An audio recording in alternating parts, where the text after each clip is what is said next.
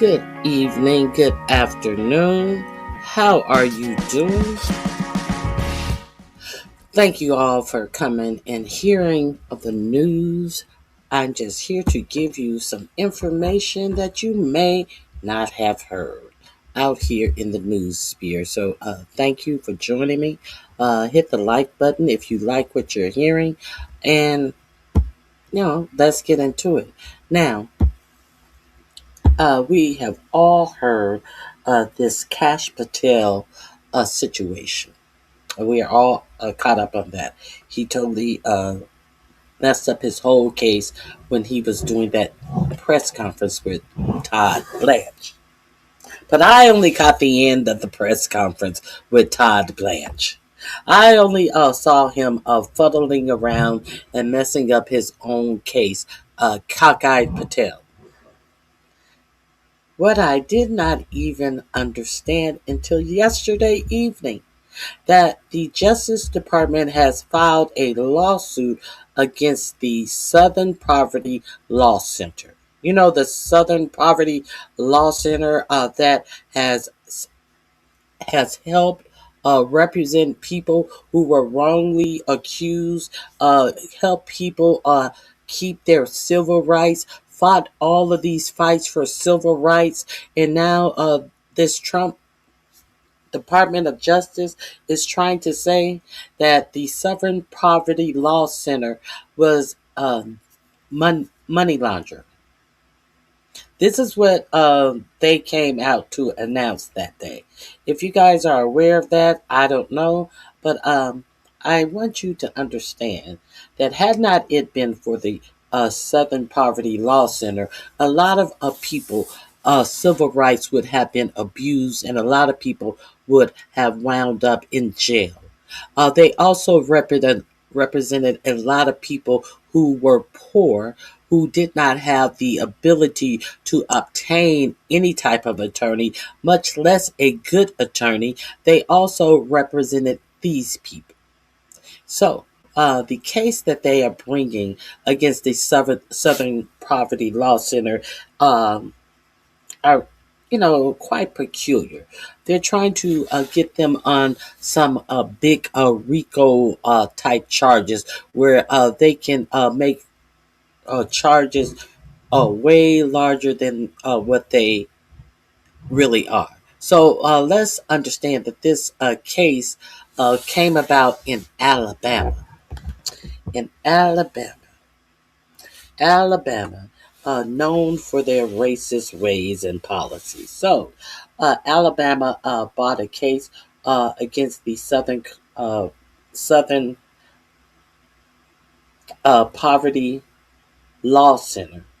So now, your Attorney General, your acting Attorney General, Todd Blanche, is out here talking about how horrible the Southern Poverty Law Center was, and that they were paying off Klan members. Now, we do know that this Justice Department pardoned or gave clemency to all of the January 6 rioters. These are known people who are known members of the Proud Boys and the Oath Keepers. Known members of these radical racist groups. They got clemency and a pardon as they try to overturn the election for their cult leader, in my opinion. But now they're trying to say that a law center that was representing poor minorities was supporting the Klan and other racist groups. What they were doing was they were doing like any group does that is trying to infiltrate these clans and these other groups. What they were doing was they were paying informants. They paid informants to go in and infiltrate these groups. And how does the FBI know that they were paying these informants? How do they know? Because they communicated this to the FBI.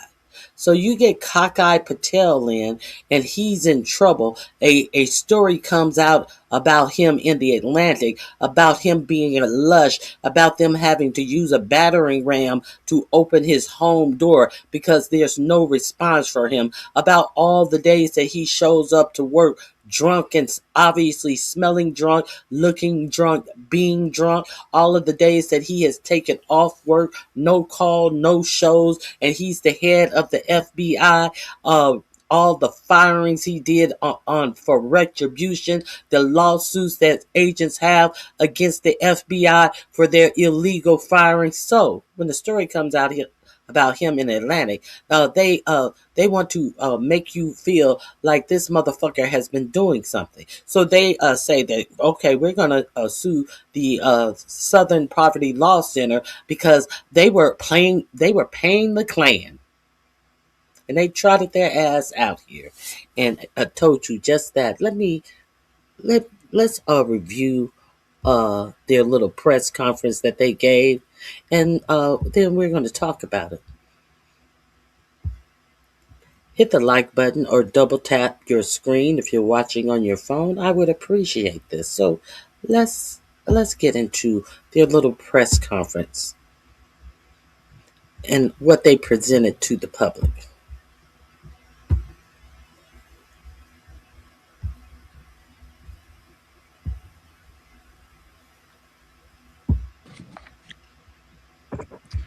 Good afternoon. Today, a few minutes ago, in the Middle District of Alabama, a grand jury returned an 11-count indictment charging the Southern Poverty Law Center with 6 counts of wire fraud, 4 counts of bank fraud, and 1 count of conspiracy to commit money laundering. According to the charges in the indictment, the SPLC is a nonprofit entity that purports to fight white supremacy and racial hatred by reporting on extremist groups and conducting research to inform law enforcement groups with the goal of dismantling these groups. As the indictment describes, the SPLC was not dismantling these groups. It was instead manufacturing the extremism it purports to oppose by paying sources to stoke racial hatred. The indictment describes this conduct in detail, but one troubling example is that the SPLC was paying a member of the leadership group that planned the Unite the Right protest in Charlottesville, Virginia in 2017 that resulted in the death of 1 person and injured dozens more. This particular person being paid by the SPLC allegedly received approximately $270,000 over the course of 8 years. In total, according to the indictment, between 2014 and 2023, SPLC paid at least $3 million to 8 individuals at least. These individuals were affiliated with the Ku Klux Klan, United Klans of America, National Socialist Movement, Aryan Nations Affiliated Sadistic Souls Motorcycle Club, the Nationalist Socialist Party of America, Nazis, and the American Front. Okay. So these are all these white nationalist groups. Okay. So they are aware. Your Department of Justice just let you know that they are aware of all of these white nationalists and all of these hate groups. But the question is, what are you doing about it? Aren't you the Department of Justice? Why is it up to the uh, poverty center, law center, to do something about these groups? The Southern Poverty Law Center, why is it their job to do something about these groups that you are well aware of? And see, the point that you're making about them paying them to continue their the things that they were doing for that march in Charlottesville. What is your point about the march in Charlottesville? Because I am quite sure that your president, your boss, said that there were great people on both sides. So indeed that there were great people on both sides, why are you upset that they were helping the people who organized that march? You cannot have it both ways. So are we to believe that the Southern Poverty Law Center was money laundering money to get these marches started? Let's continue. And another question I have. If this, since they know that these radical groups are out here, they're well aware of them, why did they take them off of the terror watch list that the FBI told them that they needed to be on? Why then did Pam Bimbo, your prior boss, if you know about these bad people in the Southern Poverty Law Center is supposed to be helping these bad people, why did you take them off of your watch list? Let's continue.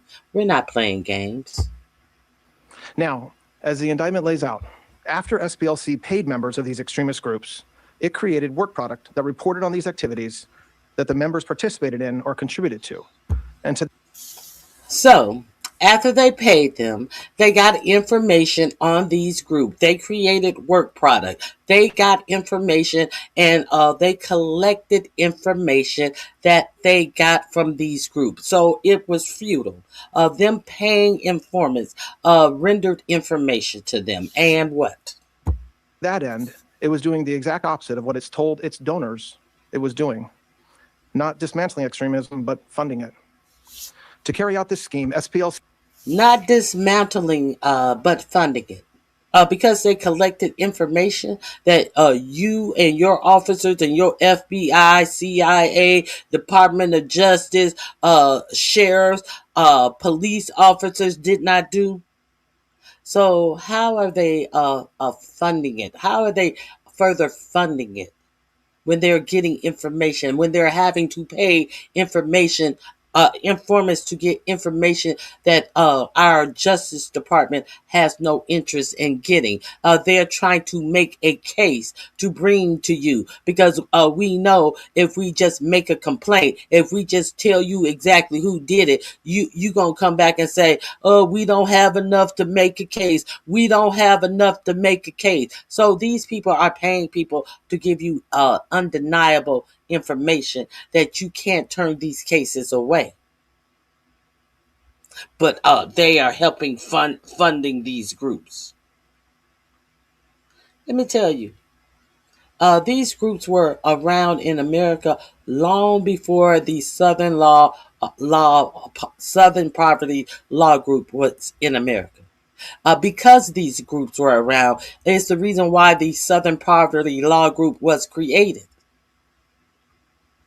So, let's continue. created bank accounts in the name of at least 5 it's told its donors it was doing. Not dismantling.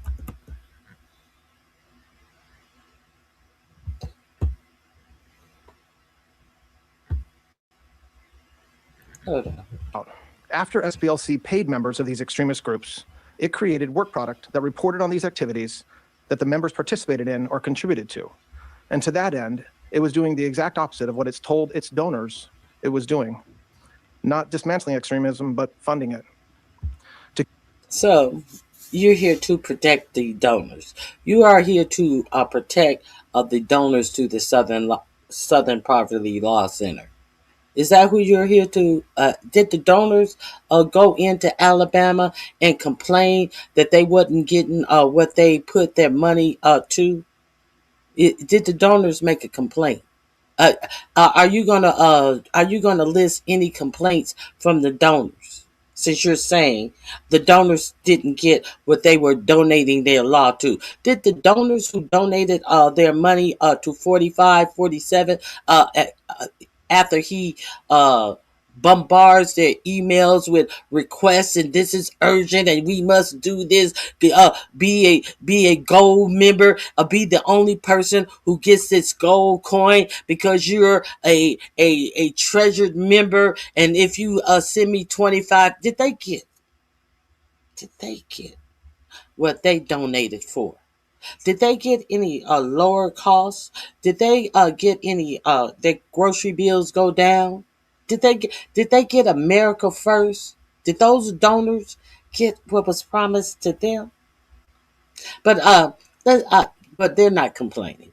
So obviously, the people who donated to the Southern Poverty Law Center must be complaining. You must have a myriad of complaints that you're going to list off and tell us how dissatisfied the donors felt and how the donors felt that they were being ripped off. Obviously, this is going to be part of your claim, right? Let's continue. Carry out this scheme, SPLC created bank accounts in the name of at least 5 completely fictitious organizations that had no bona fide employees or legitimate business purpose. The money was passed from SPLC to one sham account to a second sham account and then loaded onto prepaid cards to give to the members of the extremist groups. This was So, they made the money that they were given to these extremist groups hard to trace back to them. Is that what you're saying? Is that what you're saying? So, let's be clear. Were they supposed to make it easier for them to trace it back to them and the people who were being informants lose their lives because the money was so easily traced back to the Southern Poverty Law Center? Was it supposed to be easy for does the FBI, when they use informants, I assume that they make it easy to see, hey, if somebody goes into your business, see where you got this cash app, see where you got this cash card, you can see it came from Cash Patel at the FBI. Is that what they supposed to do? When they have people undercover? Is that something that people do to protect the lives of people that they have undercover, Todd? I'm curious. I'm very curious. Why we playing the game? So what Todd Blanche is trying to what Todd Blanche is trying to do is to get people who may need lawyers, like the lawyers at the Southern Poverty Law Group, to have nowhere to go. Let's be real clear on what this is about. It is taking away your representation of people who are willing to go in and fight your cases. So they can continue to do whatever they want to do. This is the whole premise of this. You guys have been getting on our nerves for too long. If it wasn't for you, we wouldn't have been sued for this case, that case. You guys are making us look bad. Let's be clear. designed to shield the source of those funds. And because of this, SPLC is also charged with one count, as I said earlier, of conspiracy to commit money laundering. In conclusion, I want to thank the acting U.S. Attorney in the Middle District of Alabama, Kevin Davidson, who's in his district right now and not able to be with us, for bringing this important case, along with the FBI team in Alabama for their hard work during this investigation. This investigation is ongoing, and I'd like to ask Director Patel to say a few words as well. Thank you, General Blanche. What we're here today is to announce what the General just told you. The Southern Poverty Law Center, in a massive sweeping indictment, has been charged with allegations of fraud and using the banking system to perpetrate that fraud. I just want to talk about a couple of brief things here. The Southern Poverty Law Center themselves advertise to raise money to dismantle violent extremist groups for a period of at least a decade. They use their donor network to raise money to purportedly dismantle violent extremist groups. However, the SPLC, the Southern Poverty Law Center, used the money they raised from their donor network to actually pay the leadership of these very groups. I just want to say that again. They used the fraudulently raised money by lying to their donor network, thousands of Americans, to go ahead and actually pay the leadership of these supposed. Now, Kai Patel is lying to you that they're paying the leadership. What is the game for them? What is the game for the Southern Poverty Law Center to pay leaders and take your money, your donor money that has kept them afloat? They have been around since the 60s. So you mean now they're paying these clan, the grand dragons of the clan? What's in that for them? What is in that for them? How do they get clients? By paying the clan? Do you mean the clan's gonna send them clients? violent extremist groups.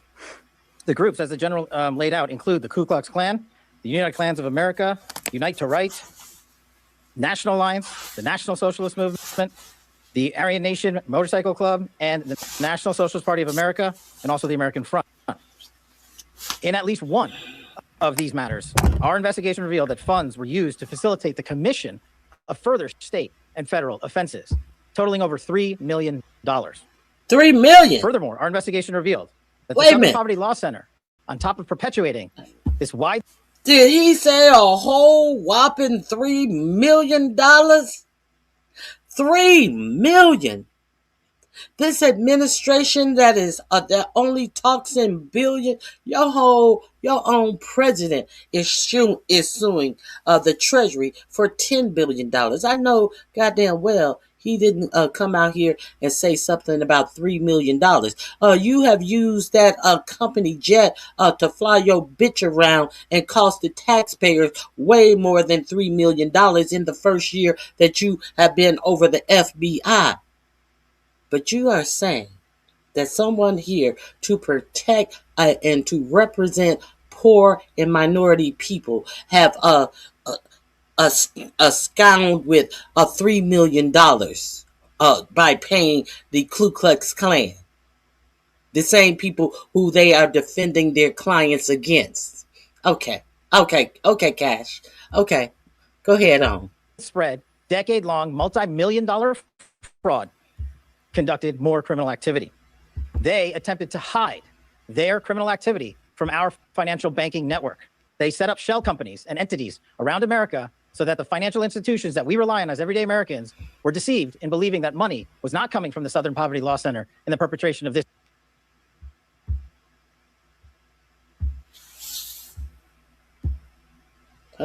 scheme and fraud,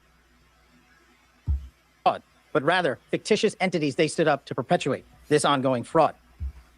This is okay. So they took money and they hid the money. They hid where the source of the money was coming from, so they could perpetrate a fraud. Is that okay? So I understand what you're saying. They did now. So they didn't want people to know where this money was coming from, but they put it in banks. They set up different shells.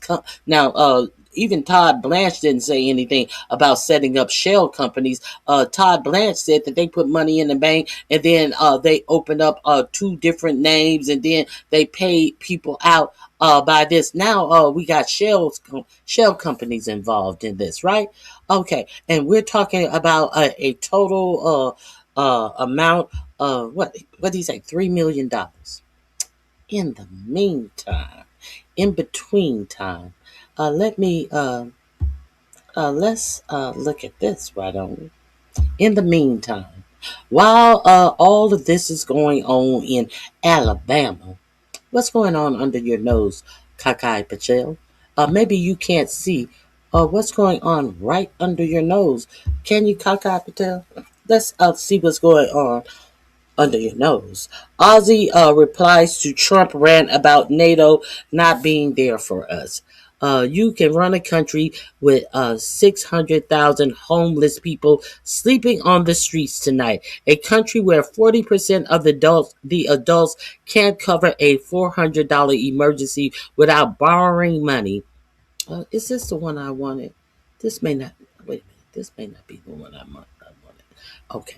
I apologize. This isn't the one I wanted. But let's finish. We'll finish this later. That's not the exact one I wanted. Let me go back. I apologize. Ozzy is reading him for the facts of his life, but that is not the one I wanted. Let me go find the one that I wanted. Bear with me for a second. And we're going to talk about what is strange that this Kakai Patel in your Justice Department is overlooking. Here we go.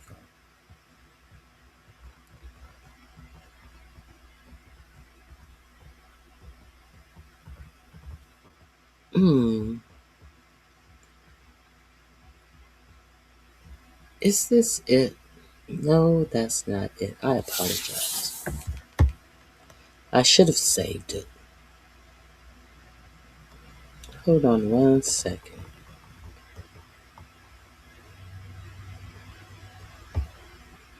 One second.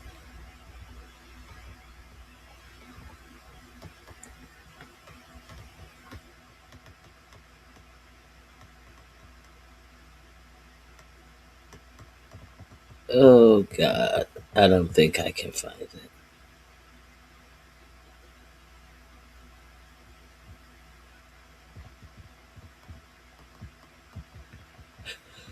Oh, oh well, I can't find it. Let me see. Let me see if I can. I'll put it in.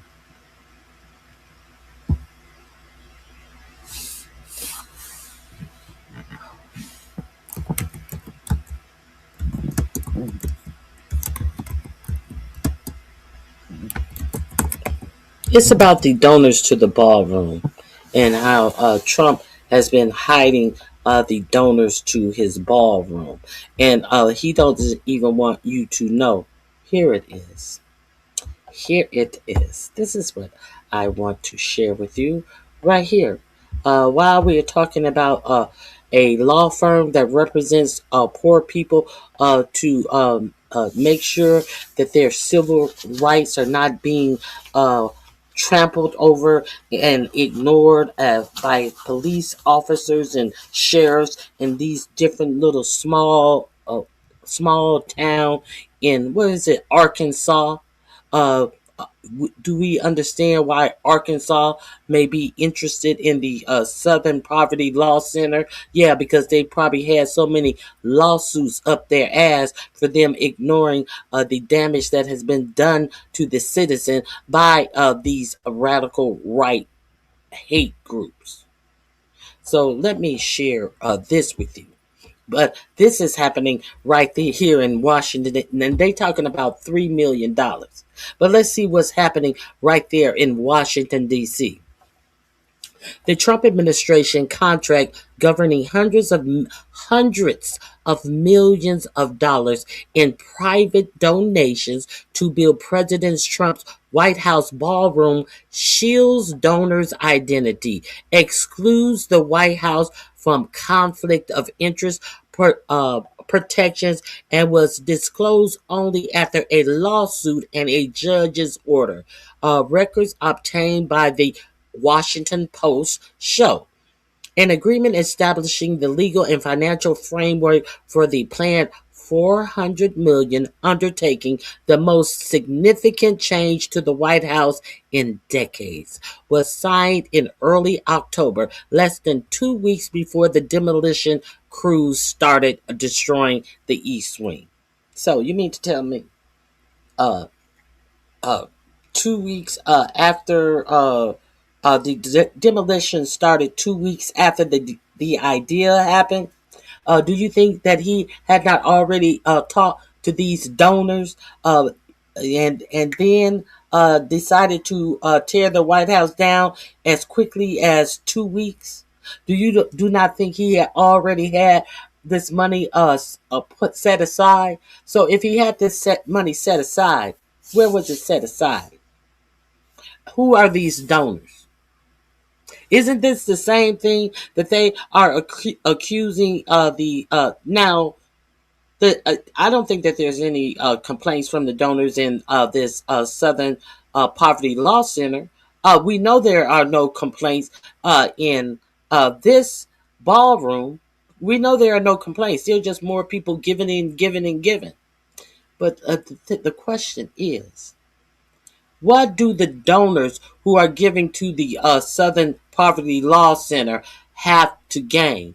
What are they getting personally out of this? Or are they just looking for our justice system to work fairly for everyone if they have money or not? But is it the same thing? Well, so the people who want the big, beautiful ballroom just want to be sure that the people's house has a big, beautiful place for everyone to come sit down and enjoy the few fruits of America? No, This is not for everyone. But justice, which is supposed to be presented, is supposed to be for everyone, even poor people. This is what your Department of Justice is supposed to ensure. Thus, you have the woman balancing the books, and you notice what is never balanced. The fucking weights are never balanced. So this is why you have to have groups like the Southern Poverty Law Center to help balance justice for the poor and minorities in this racist country. And who are they? Who are they going after? Trying to get information on racist groups that your government allows to thrive and continue for decades in this country, while they sit up and tell you this isn't a racist country. This isn't a racist country. While as your ancestor fought for the rights for you to have the jobs in the same places where other people have jobs, you got this administration came in office and said you only got hired because of DEI. You're not qualified. You have you have Pete Kegbreath over there firing 4-star, 5-star generals. Come to find out, the two generals that he fired the commander of the army over, because the commander of the army disagreed with him, and he said that the people he Kegbreath wanted to take off of the list to get 1 star were two black women. A double dose of what he don't want in the service. Women and black people. And to give them a star, and I tell you to take their name off the list to get a star, and you don't do it, I'ma fire you. Now, then this is what your Justice Department has to look at. Let me finish this. Okay. The contract provisions taken together allow wealthy donors with business before the federal government to contribute anonymously to a sitting president's pet project while exempting. Where is that? Hold on 1 second. Is it still showing? Okay. Here we go.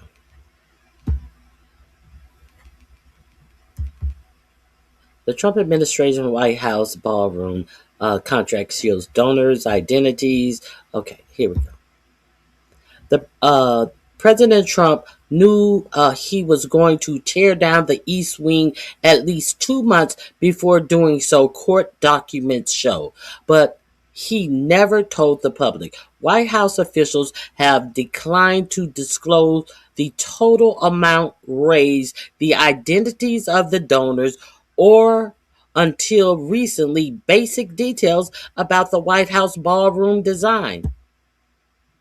There is only one good explanation why Trump's ultra-wealthy ballroom donors want to stay anonymous. They have something to hide, says Senator Elizabeth Warren. Okay. White House officials said no publicly post. The White House officials said not publicly posting contracts was standard practice for contracts involving the executive residence, citing security concerns. This isn't your residence. This is the East Wing. You live in the West Wing. Let's be real clear. They also said he also said offering anonymity for donors was standard for significant projects, and framed the use of the private funds as a benefit for taxpayers. Did you get your benefits? Did you get your benefit? Did you get your benefit? Let's see who this is really going to benefit. Dozens of the project's known donors collectively have billions of dollars in federal contracts before the administration. Critics have argued that allowing anonymous gifts to a sitting president's signature project creates precisely the kind of conflict the contract itself states to states it seeks to prevent. The contract was signed as work on a ballroom project was already underway. It was signed while work on the ballroom was already underway.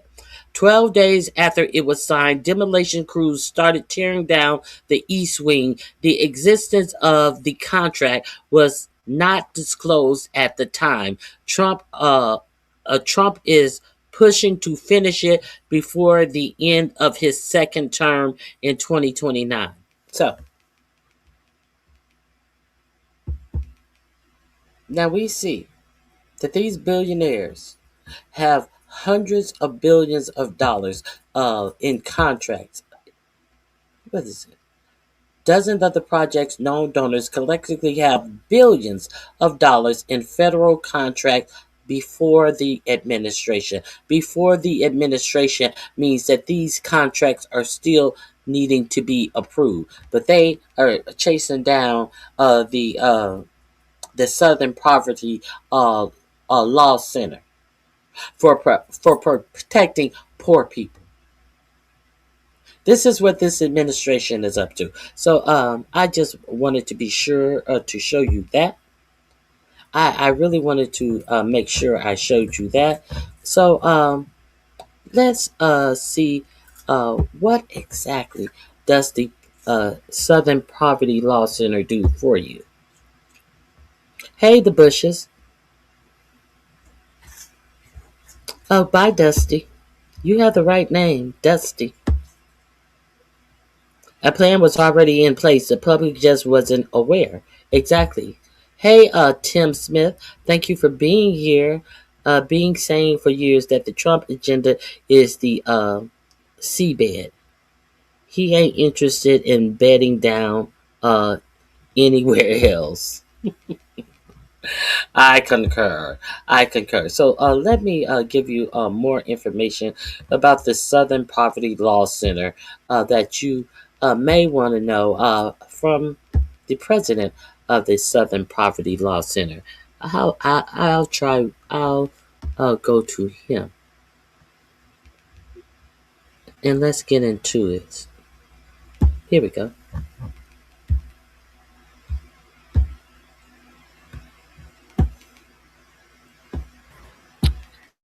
There's brand new reporting from the New York Times that has broken since we've been on the.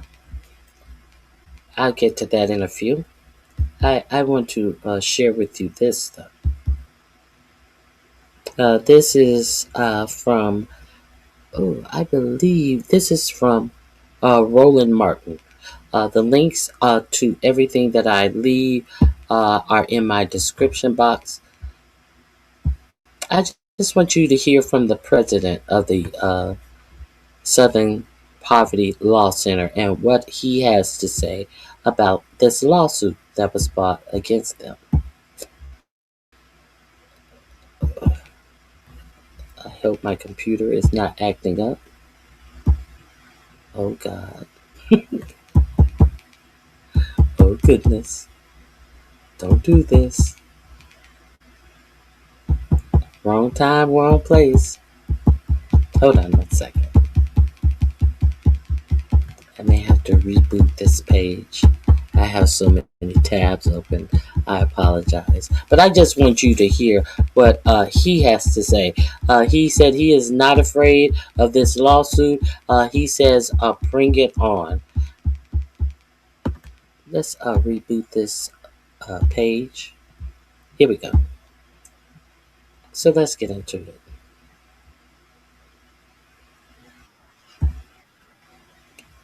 Let me share this with you. Okay, here we go.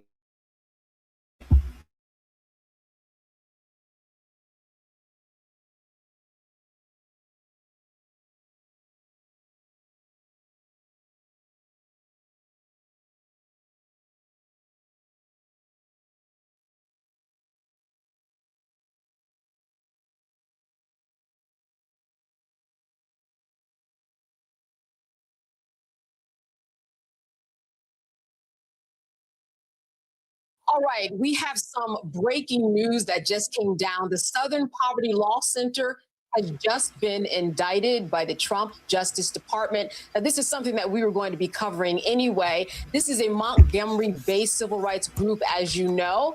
And just to catch you up a little bit in terms of what happened before, in a video message that was posted online, the center CEO, Brian Fair, he's already said that he believed that this was coming. He believed that federal investigators were preparing to take legal action against some of his employees, stemming from their use of paid confidential sources to infiltrate and report on violent white supremacists and other extremist groups. And he vowed that the group would not be intimidated or silenced. Well, now the Department of Justice, as I just told you, this is breaking news. The Southern Poverty Law Center says that they have just been indicted. Let's hear a little bit of a soundbite from Brian Fair, the CEO. For 55 years, the Southern Poverty Law Center has stood as a beacon of hope, fighting white supremacy and various forms of injustice to create a multiracial democracy where we can all live and thrive. We are therefore unsurprised to be the latest organization targeted by this administration. They have made no secret of who they want to protect and who they want to destroy. For example, in October, FBI Director Kash Patel announced the Bureau would sever its ties with the SPLC. And in December, House Republicans held a hearing to accuse us of being partisan and profitable. The latest threat is the most serious: a criminal investigation and possible charges against the SPLC or some of our employees. Although we don't know all the details, the focus appears to be on the SPLC's prior use of paid confidential informants to gather credible intelligence on extremely violent groups. This use of informants was necessary because we are no stranger to threats of violence. In 1983, our offices were firebombed, and in the years since, there have been countless credible threats against our staff. For decades, we engaged in unprecedented litigation to dismantle the Klan and other hate groups. In light of that work, we sought to protect the safety of our staff and the public. We frequently shared what we learned from informants with local and federal law enforcement, including the FBI. We do not, however, share our use of informants broadly with anyone to protect the identity and safety of the informants and their families. And while we no longer work with paid informants, we continue to take their safety seriously. These individuals risked their lives to infiltrate and inform on the activities of our nation's most radical and violent extremist groups. When we began working with informants, we were living in the shadow of the height of the civil rights movement, which had seen bombings at churches, state-sponsored violence against demonstrators, and the murders of activists that went unanswered by the justice system. There is no question that what we learned from informants saved lives. Today, the federal government has been weaponized to dismantle the rights of our nation's most vulnerable people, and any organization like ours that tries to stand in the breach. We stood in the vanguard then, and we stand in the vanguard today.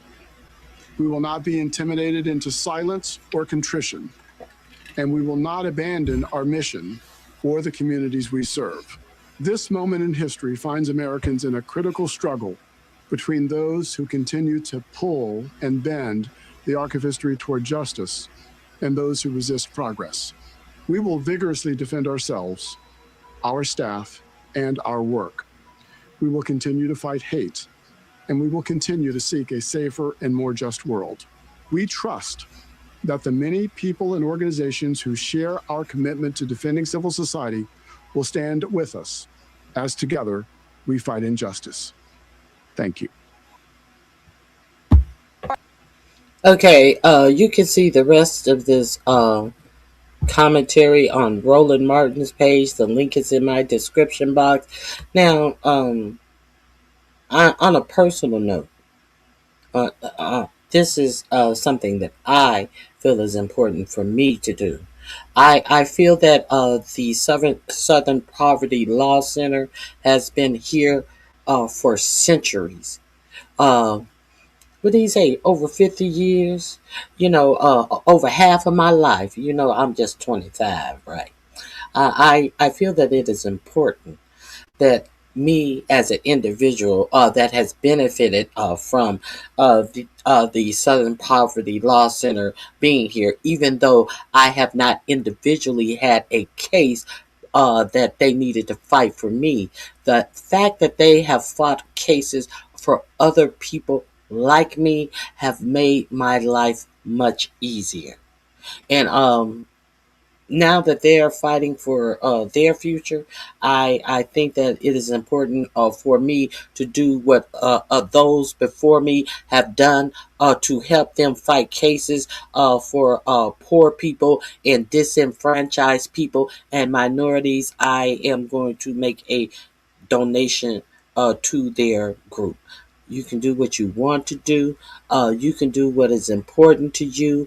You can donate to people on YouTube who are just sitting up here blabbering their mouth, not impacting, not helping, not doing anything for you and how you live your life. But I am going to personally make a donation for those who have fought for my existence here in the United States to be a better place than what it was for my ancestors. So, hey, Very Carey.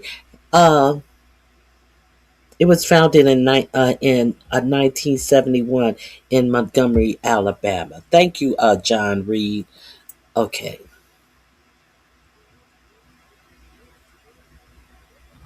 Exactly. So I just wanted to highlight that because I just caught the end of the press conference and last night when I found out what they were announcing in that press conference, I was just taken. I it really par for the course. Par for the course for this administration to try to sully uh, something like the Southern Poverty Law Center as they give pardons to people who actually attack the Capitol and try to disenfranchise everyone by trying to block the election process in 2020. So there's one other attorney who spoke All right, about welcome to this. today's qualified. I'm gonna move forward a little bit on her, um, just a little bit. Her link will be in the description box too, under Southern Poverty Law Center suit in my description box. But they have a hard time working with people who are from communities of color.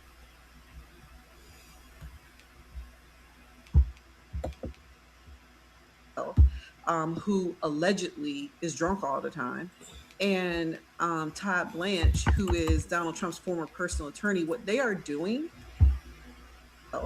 who allegedly is drunk all the time, Hold on. and I apologize. communities of color, but they have a hard time working with people who are from communities of color within the.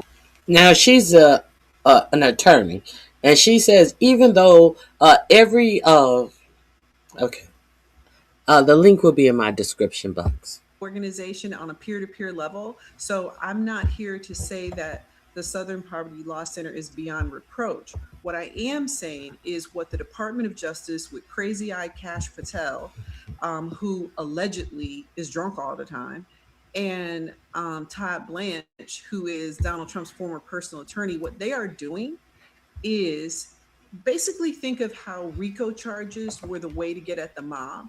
Well, they're trying to do that with nonprofits that support poor people, Black folks, immigrants, and also they are trying to come down on the side of racist organizations like the Klan, like neo-Nazis, using novel legal attempts. Just like RICO is a novel legal argument, and this is their attempt at doing that. And they said they were going to do that.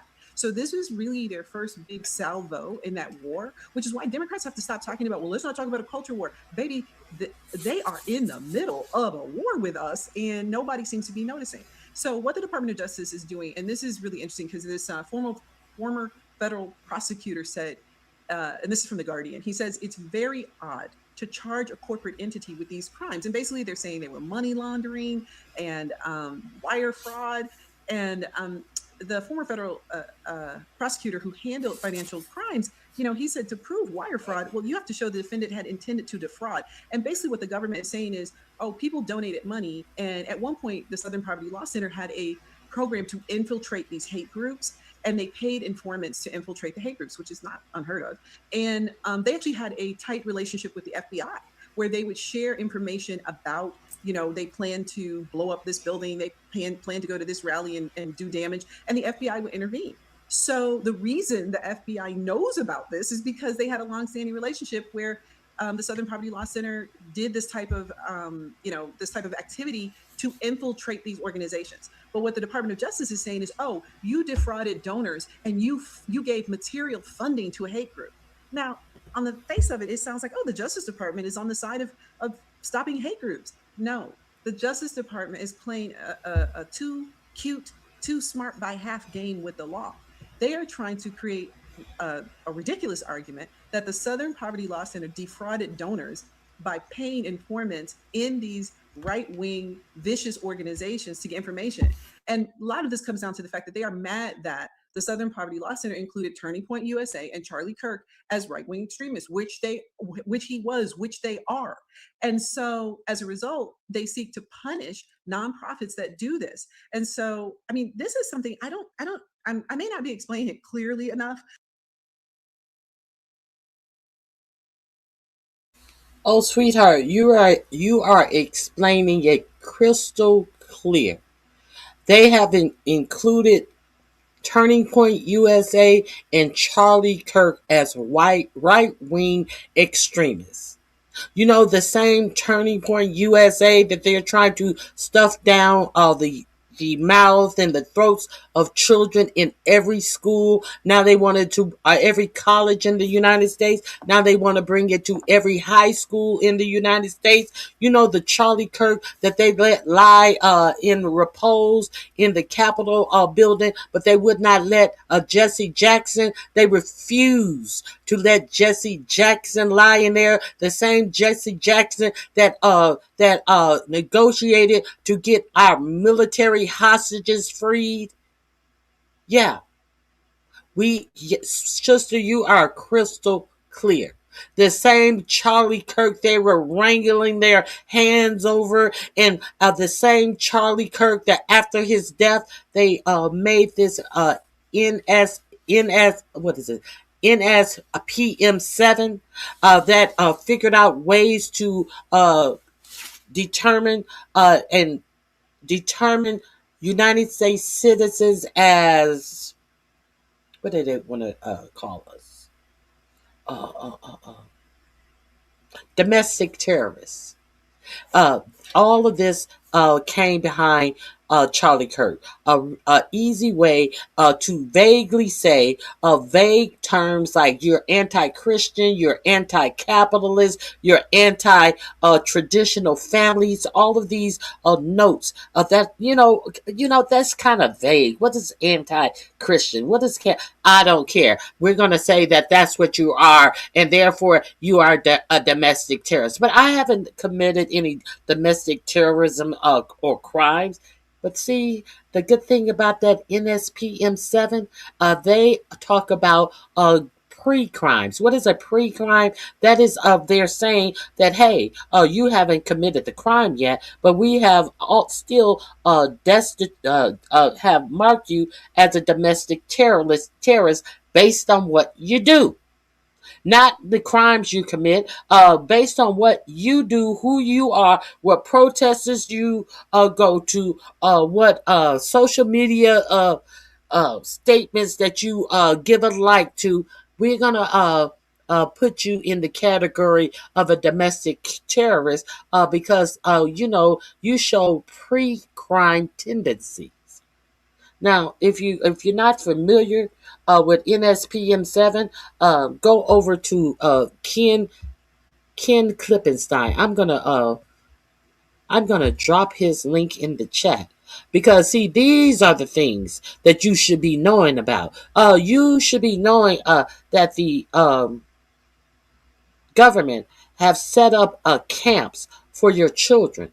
These are the things you should, and these are the things that comes with receipts.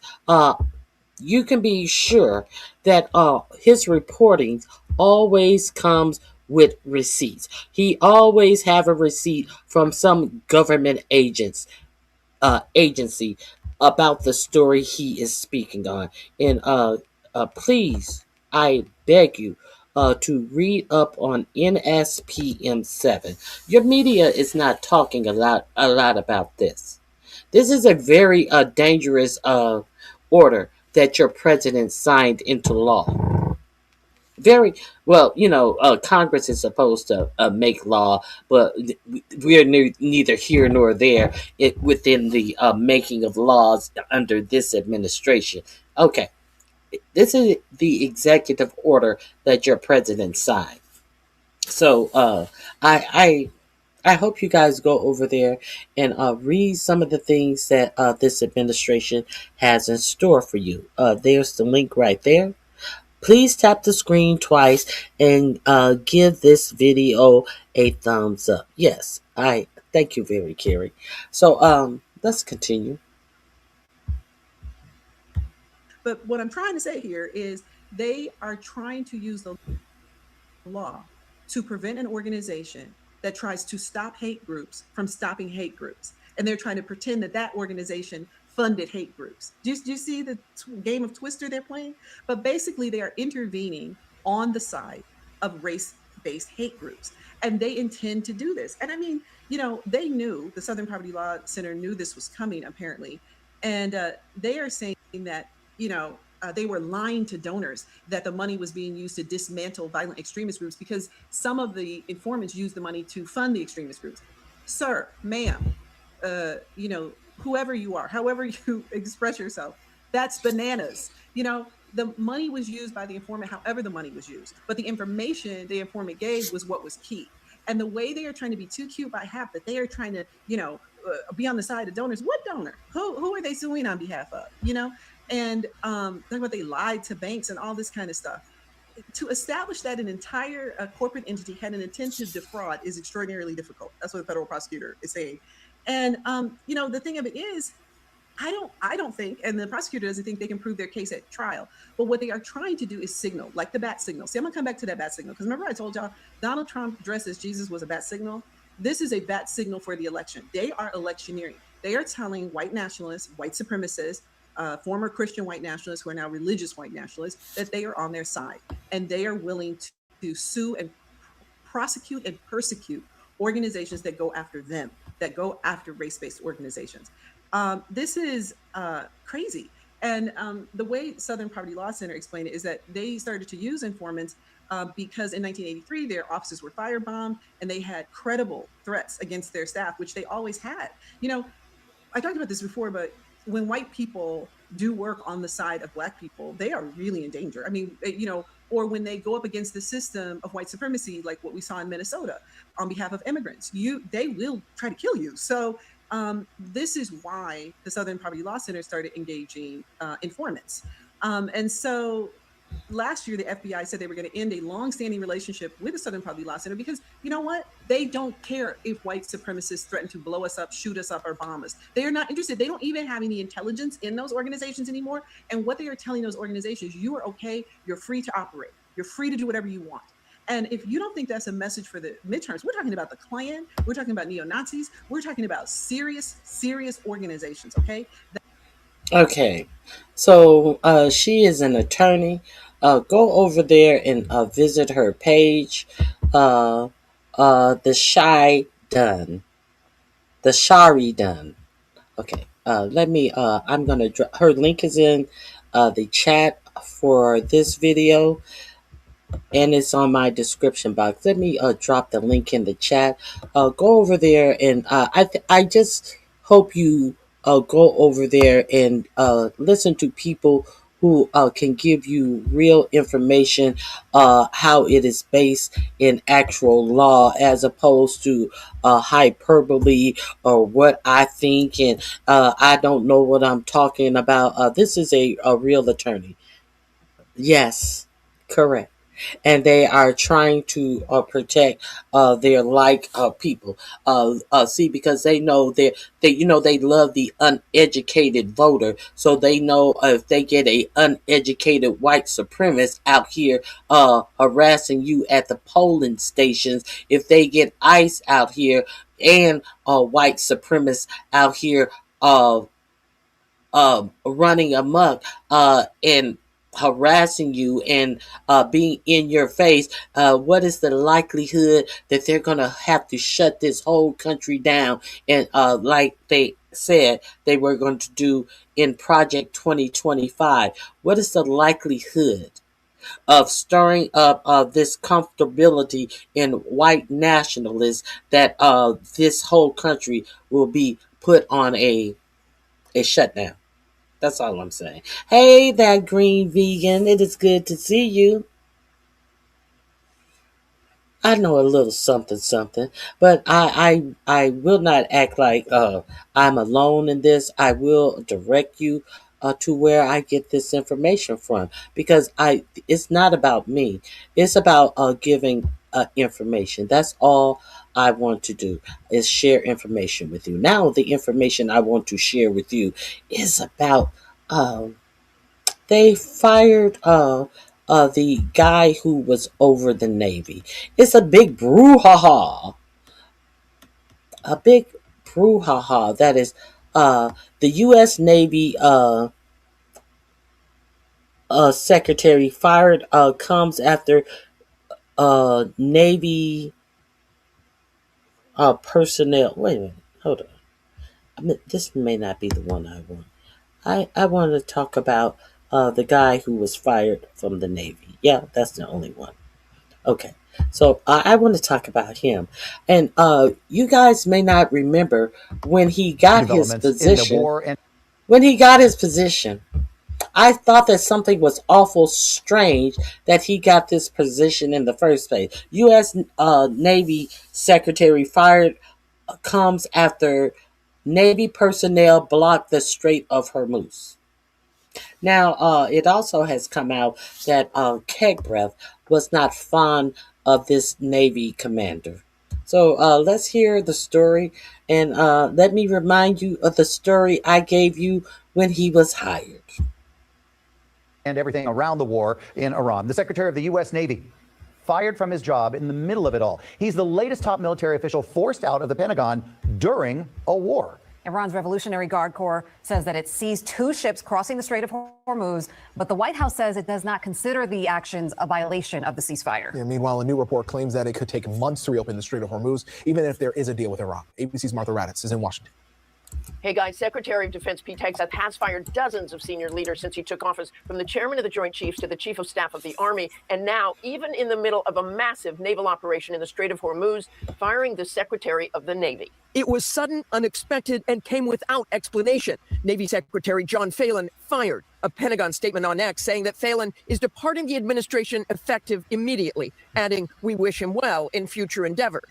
Phelan is a civilian political appointee, but there had been clashes with Hegseth in recent months. Hegseth's latest unexplained firing of a top Pentagon official comes as thousands of Navy personnel are blocking the Strait of Hormuz in a standoff with Iran now firing on 3 commercial ships and seizing 2 trying to transit the waterway. On Wednesday, Iranian state media releasing this dramatic footage showing an Iranian speedboat roaring towards a massive container ship with masked Iranian Revolutionary Guard, then boarding the ship, climbing up to the deck with long guns drawn and searching every compartment and cabin. The White House downplaying this clear act of defiance during what is supposed to be a ceasefire. Does the president view that as a violation of the ceasefire?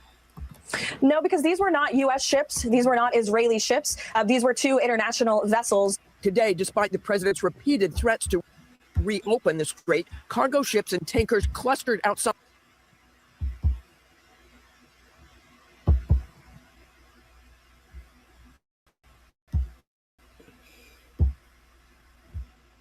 Hold on. The Strait of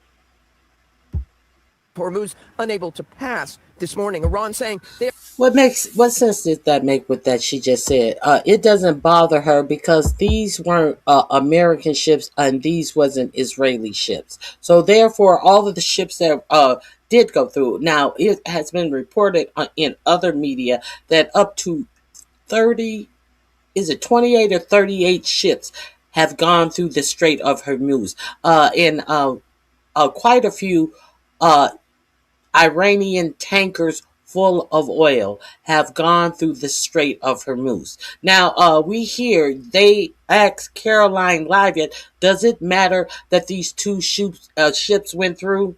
No, they're not doing anything to stop these ships from going in. The United States has absolutely no plan. And she wants you to know that it doesn't matter that they went through because they weren't Israel or American ships. Well, wouldn't you want Israeli ships to have free reign of the Strait of Hormuz? Wouldn't you want American ships to have free reign of the Strait of Hormuz? She said it doesn't matter that Iran let ships through.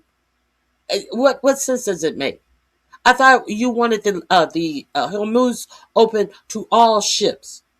So because the ships weren't your Israeli, your Baltics, or American ships, it doesn't matter that other ships go through. None of this make any sense. You know why it doesn't make any sense? Because it's senseless. Because we have senseless people in the military, in the White House, who is running this fiasco. You think you would want an Israeli ship to go through? She's not saying that these ships were turned around. No, these ships went through. Isn't that what we are aiming for? So wouldn't it have been good if a Israeli ship had the fucking audacity to come through the Strait of Hormuz and get through? That would be a good thing, Caroline.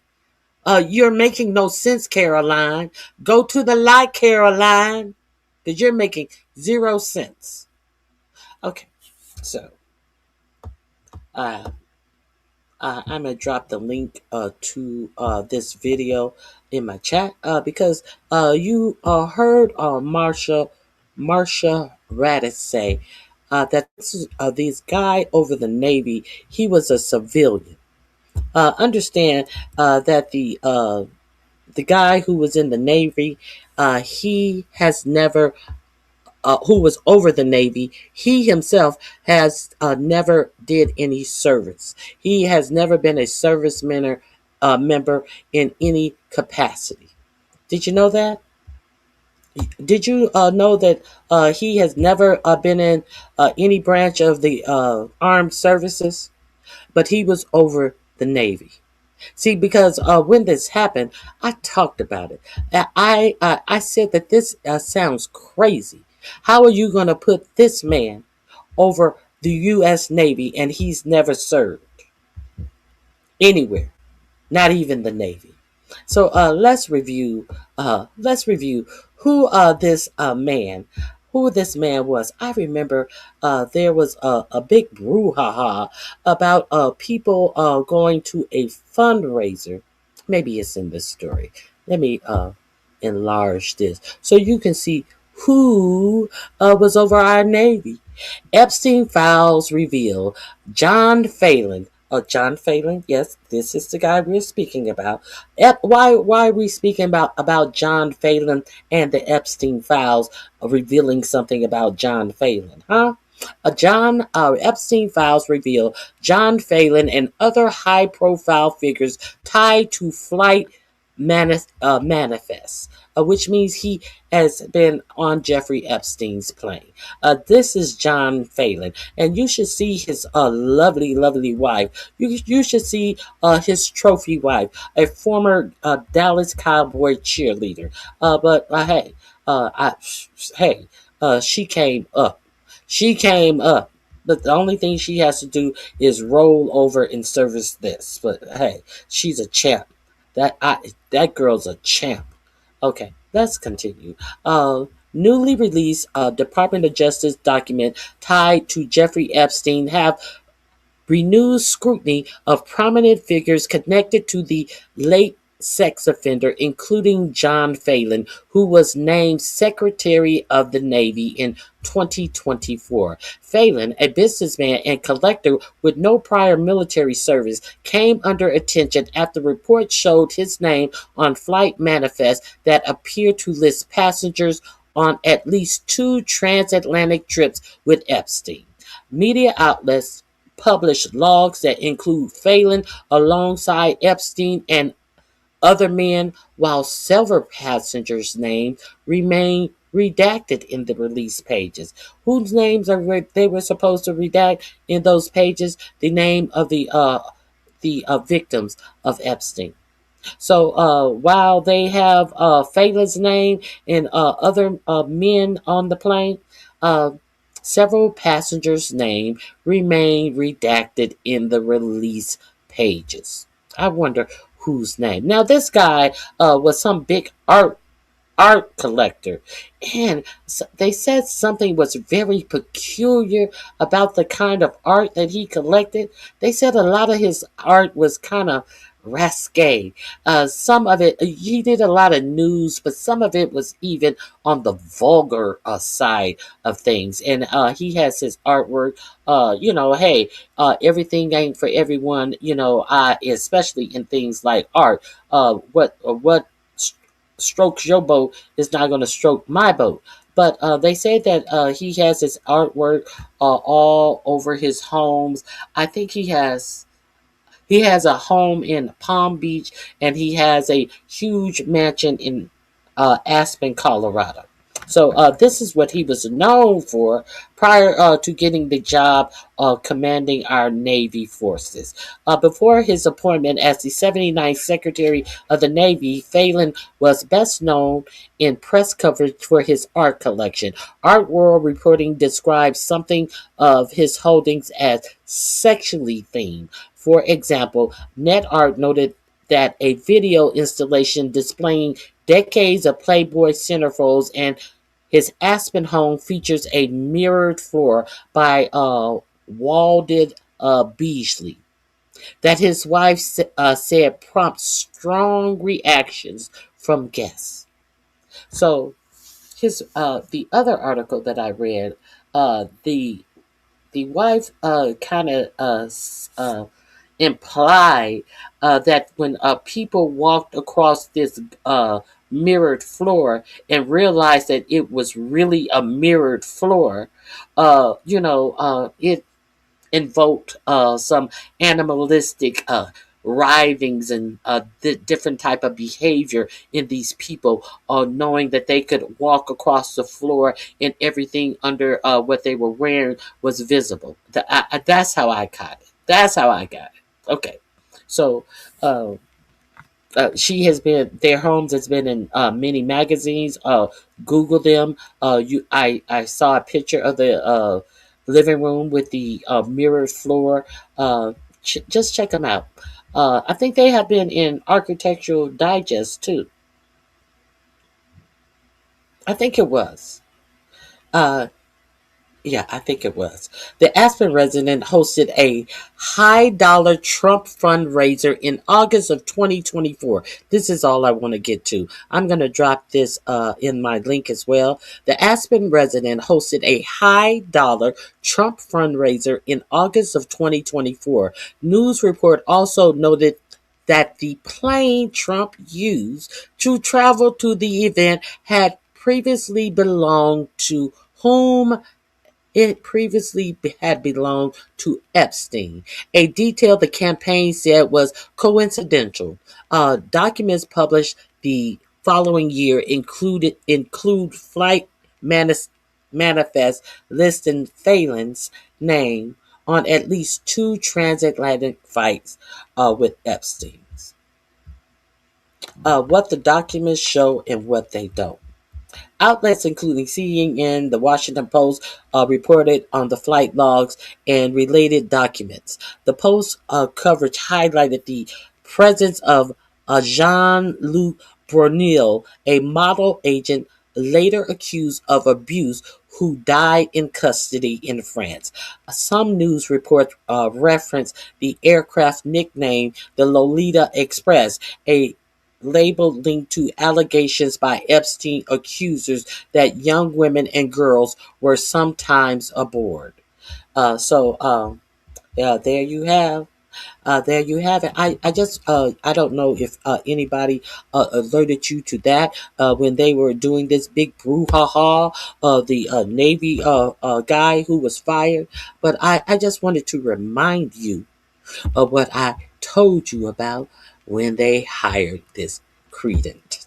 Okay, so this is in the description box under Navy firing.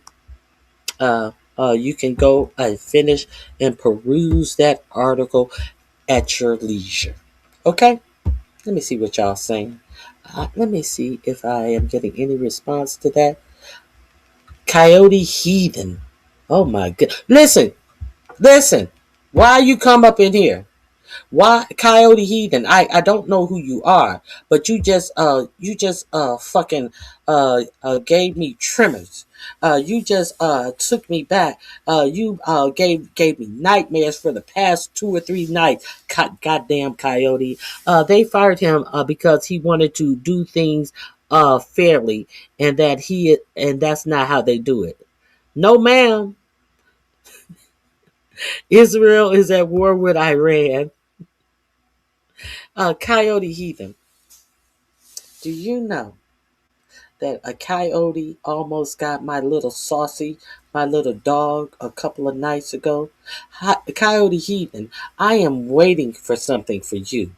I got something real special coming for you. And it should be here today, Coyote Heathen.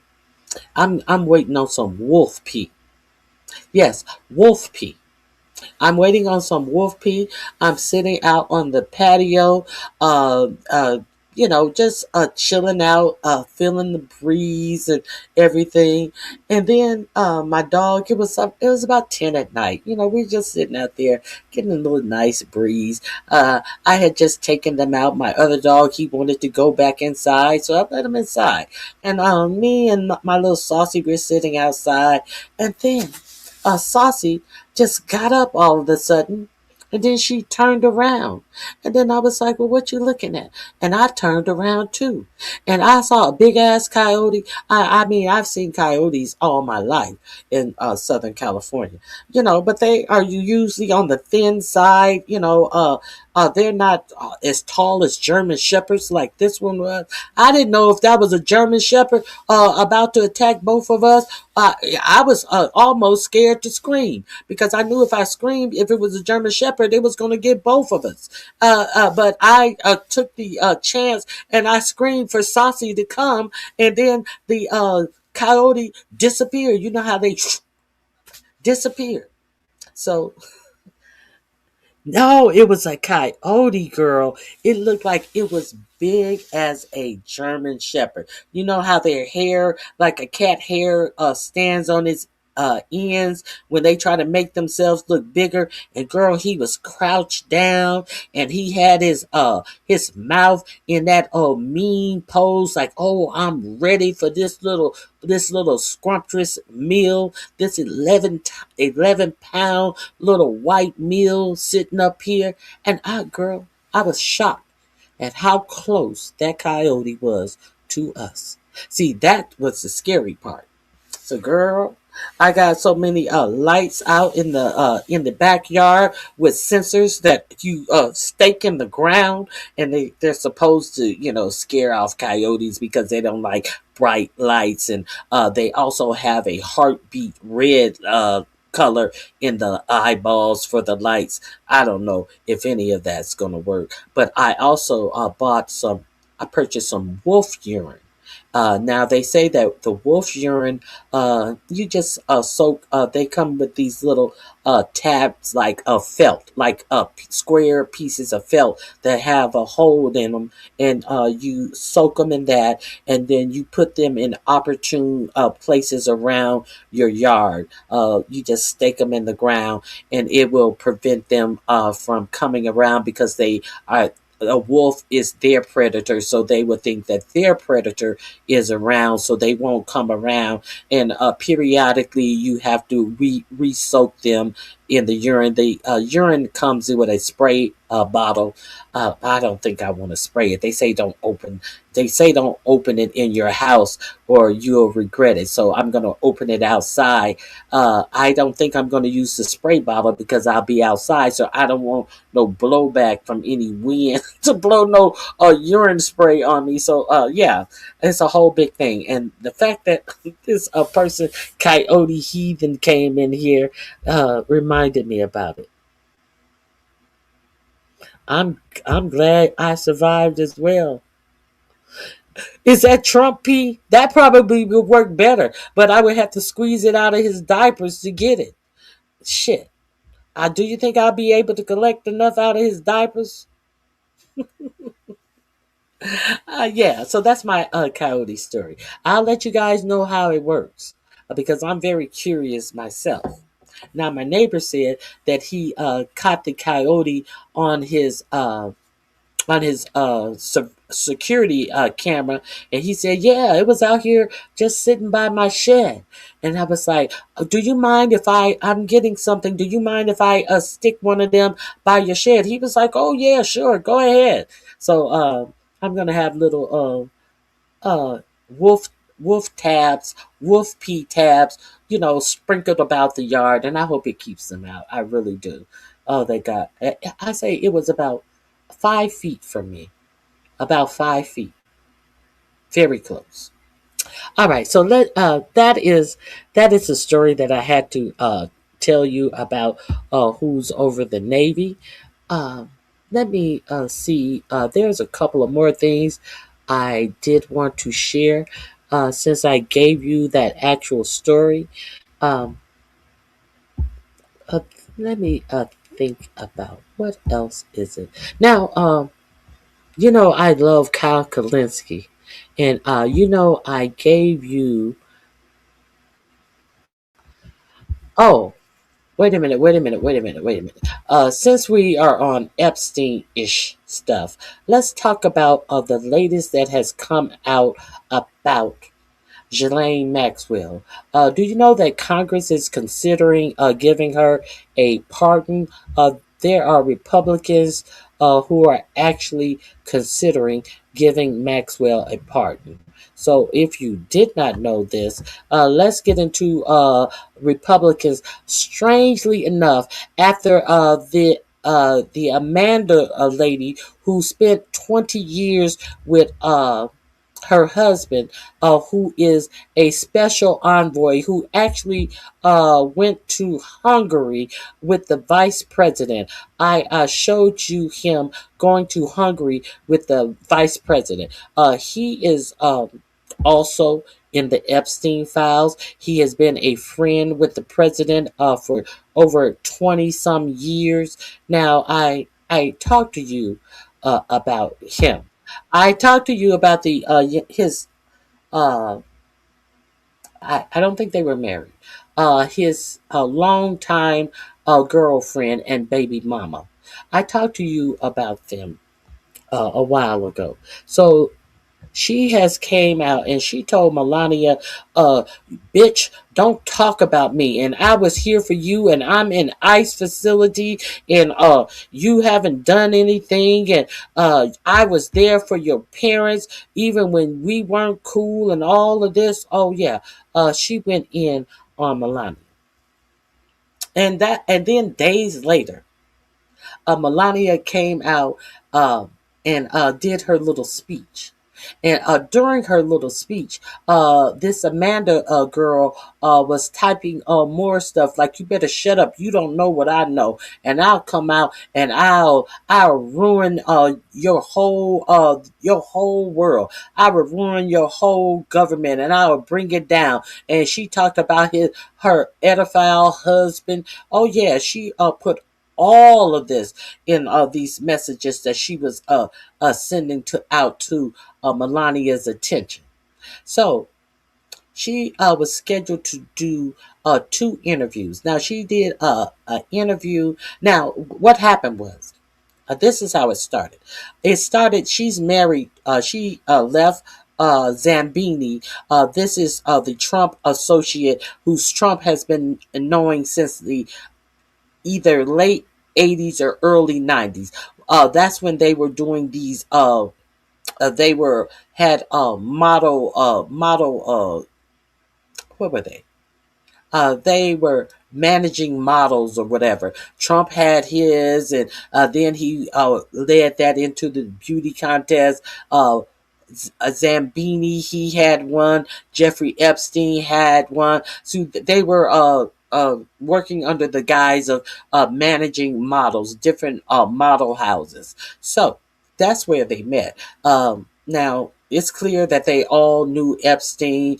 They all, interchanged their girls and stuff. They bought their modeling agencies together to do things together. So now Zambini, who is still with Trump to this day, going on trip as a government escort with the vice president. Now, he's been working with Trump all since he has met Trump, and Trump was the one who talked him into getting, you got to get out of the modeling thing. Come on, work with me in real estate. Up your game, basically. So he brought him to the White House. It was a rumor that Trump wanted to bring Jeffrey Epstein to the White House as well and give him one of these type of jobs. Like Jared Kushner has a special envoy to the White House and all of this. They don't have to go through background checks. They don't have to do anything but sit up and get paid and fly on trips and be of the motherfucking dumb motherfuckers that they are, and try to swindle money out of the Saudis when they allow that close contact to these powerful people. All they have to do is try to get people, sucker people into their business ventures and get rich from it, from being close to the presidency. This is the type of thing that they have to do. So Zampali, he still works for the president. So what happened was he and his girl broke up, and his girl and Melania were good friends. It's reported they may have been even best friends as far as girlfriends were. So she broke up with Zampali. She married a plastic surgeon, and then all of a sudden they moved to Florida. All of a sudden, after being with Zampali for over 20 years, all of a sudden they get a knock on their door, and they are arrested by the FBI. And the charges are that their plastic surgery center was doing unauthorized work on people. So this is what they were charged with. So they go to jail. And while in jail for that, they don't know who reported this. It was just like somebody called in and reported it. Then after she's in jail for that, then somebody calls in and says, hey, she's an illegal immigrant. She doesn't have papers. Now, the funny thing about that is it was Paul Zampoli's job to make sure that the models got papers because many of them they knew were underage, and they were working in the United States as model. So this was his job to do, is to get the models papers. But strangely enough, the one that he was with for 20 years didn't have papers. And strangely enough, he knew that. And strangely enough, soon the jail people knew that she didn't have papers. And then she got detained by ICE. It was at that point that the bitch said, I will lose everything. I ain't got nothing to lose. She was in the middle of a custody dispute with what is his name? She was in a what I think his name may be Paulo. It may not be. She was in a custody dispute with the father of her child. It's my understanding that the child may be 17 now. the child may have been 16 when this started. I think the reports are saying that the child is now 17. So they were going through a custody dispute in the whole 9 yards. So she gets deported. She gets held in ice. And she said it was so disgusting. Water was all over the floor up to the ankles. Women were sick. They didn't get any type of health care. It was so unsanitary. Her whole body was infested with lice. So she self-deported. She was like, fuck this.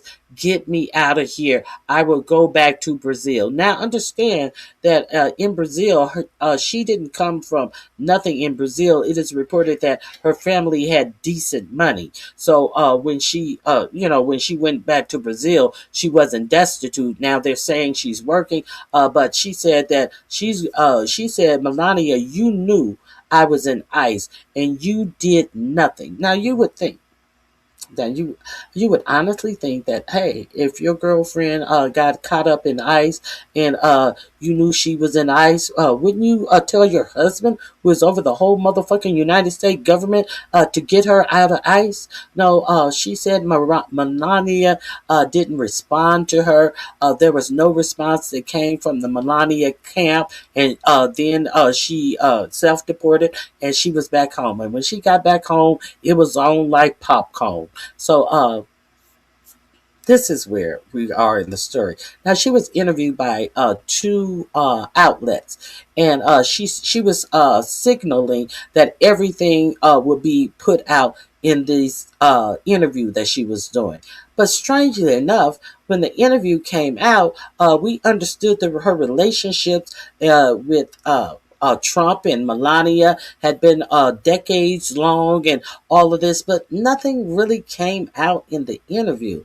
However, if you are a paper, this is a reputable paper, they have to cross-reference the story that they're getting before they printed it. So none of this came out about Melania. So one of the guys from Status Quo, they contact the magazine and with the knowledge of, hey, they may have had to check on some of this stuff before they printed it. And sure enough, they checked on some of the things, and they just would not print certain things that was said about Melania. So bottom line, her story that she wants to tell about Melania still hasn't come out.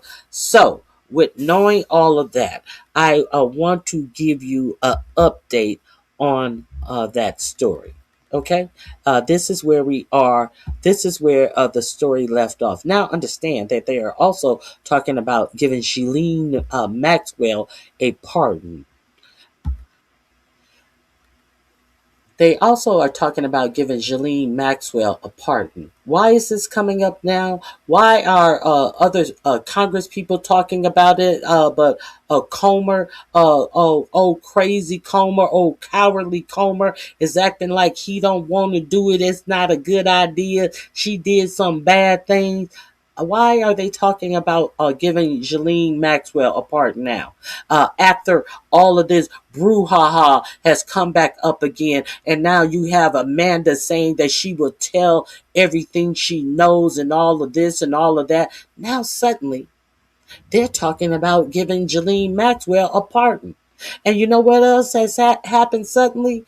Ghislaine Maxwell, while in her cupcake jail that she got for interviewing with Todd Blanche, who is over the DOJ since Pam Bondi got fired, or who he was second in command. Now he's first in command of the DOJ. You know, the same Todd Blanche who was Donald Trump's attorney when he lost all of those 30-something cases that made him a felon. The lawyer who lost those cases for him, he's the head, the interim head of the Department of Justice. So now we know once he talked to Ghislaine, she got a cupcake prison with puppies and the warden being her secretary. The warden is doing her secretarial work and all types of shit in this prison that Todd Blanche got her in. So guess what Todd Blanche got recently? Since all of this Amanda is going to tell all has started. Todd Blanche got a special little USB drive sent from the prisons where Ghislaine Maxwell is. Actually, it was FedEx from Ghislaine Maxwell. Now, Ghislaine Maxwell not only have commissary money, she got money to send packages FedEx from her prison cell. So let's. I think I have caught you up to all of what I know. So let's go to status quo. Hey, Leanna. Good to see you. Hit the like button, tap your screen twice, and sit back and enjoy the show. What's going on here? We're updating some stories in the news. We're do news over here. I try to give you information that you may not have heard on regular media.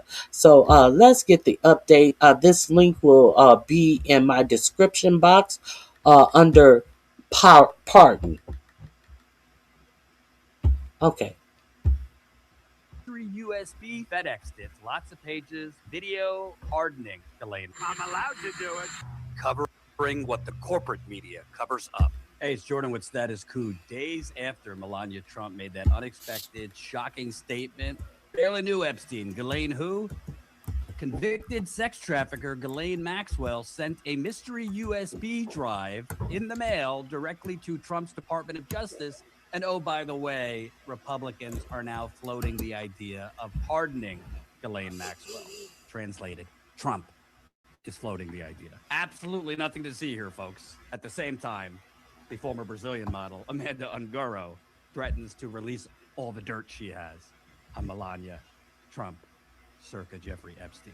This is from Scott McFarlane of Midas Touch. Justice Department has received a USB drive with filings by Ghislaine Maxwell, which include an amended motion to vacate her criminal conviction and prison sentence. Trump administration prosecutor says arguments appear duplicative and meritless. Let me read this highlighted part. This is from the motion. Yesterday, the government received a FedEx envelope marked with a ship date of April 16th. So that was a week after Melania's statement. That contained a USB drive with the defendant's amended motion and exhibits. Upon an initial review, the amended motion seems to have some overlap with the defendant's claims in her original motion. Although the claims raised appear to be equally meritless, the arguments pressed by the defendant appear to be fact and document intensive, and thus the government is not in position to assess how much the new material is truly duplicative. She FedExed it to the U.S. attorney on a USB drive, a thumb drive. So they acknowledge that they have it at the DOJ. They are trying to get you to believe, well, some of the dates are, they are overlapping the stuff that we already know from her. But is it stuff you already know? Could the dates be overlapping and she's telling you about shit that happened on those dates that you did not know? Do you find it curious that Ghislaine Maxwell didn't find the need to ship out a USB drive with all these hundreds of pages of information until a week after Melania came out, and then it was several days after Melania came out with that weird statement of everybody better leave me alone, leave me alone, stop talking about me, you ruining my good name. Do you understand that the story with Amanda Ungaro and all of the things that she was tweeting to Melania did not come out until 2 days later, and now mysteriously Ghislaine Maxwell got something to say, and now a pardon is being thrown around about Ghislaine Maxwell. Do you think that Todd Blanche, the former personal attorney for 4547, hasn't gone through all of the stuff that Ghislaine Maxwell has sent him, knowing that this Amanda Ungaro is on their ass and maybe about to pop the whole story? You think that they don't know what Ghislaine Maxwell sent them? Why you think they talking about pardon now? Now we know Amanda's baby daddy, who is still working in the administration, flying on planes with J.D. Vance. We know that he was the one who threw himself on the sword, as it were, to say that no, Trump did not meet Melania via Epstein. I was the one who introduced Melania to Trump. For some reason, they feel that this is something that they must not admit, that Epstein was the one who introduced Melania to Trump. So this Ongario, what is his name? I forget his name. The baby daddy, who's still in the administration, said he will go to court. He will go in front of Congress and say that he was the one who introduced these two people. Who gives a fuck? We know everybody in this administration is a liar. So, what is this gonna be? Your word against her word? Get the fuck out of my face with this dumb shit. Anyway, let's continue.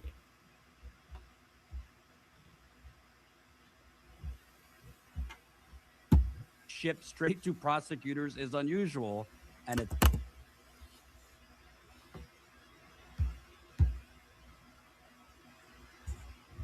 Hold on. Oh God, don't do this. Watch the new. The thumb drive shipped straight to prosecutors is unusual, and it suggests the filing was too large for paper.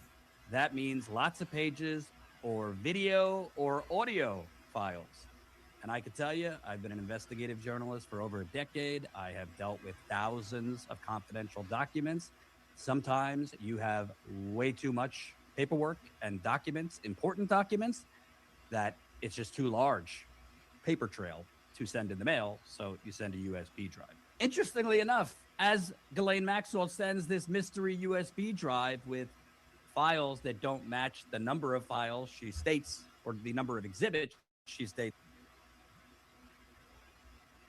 she's provided, all of a sudden Republicans are talking about being split on pardoning Ghislaine Maxwell.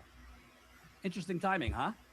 From Politico, oversight members split over whether to pardon Ghislaine Maxwell. Committee chair says members of the House Oversight and Government Reform Committee are divided over whether President Donald Trump should pardon Jeffrey Epstein's convicted co-conspirator Ghislaine Maxwell in exchange for her cooperation in the panel's Epstein investigation. Chair James Comer said in an interview Wednesday.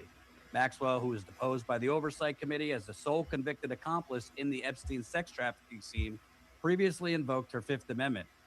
When asked whether he believed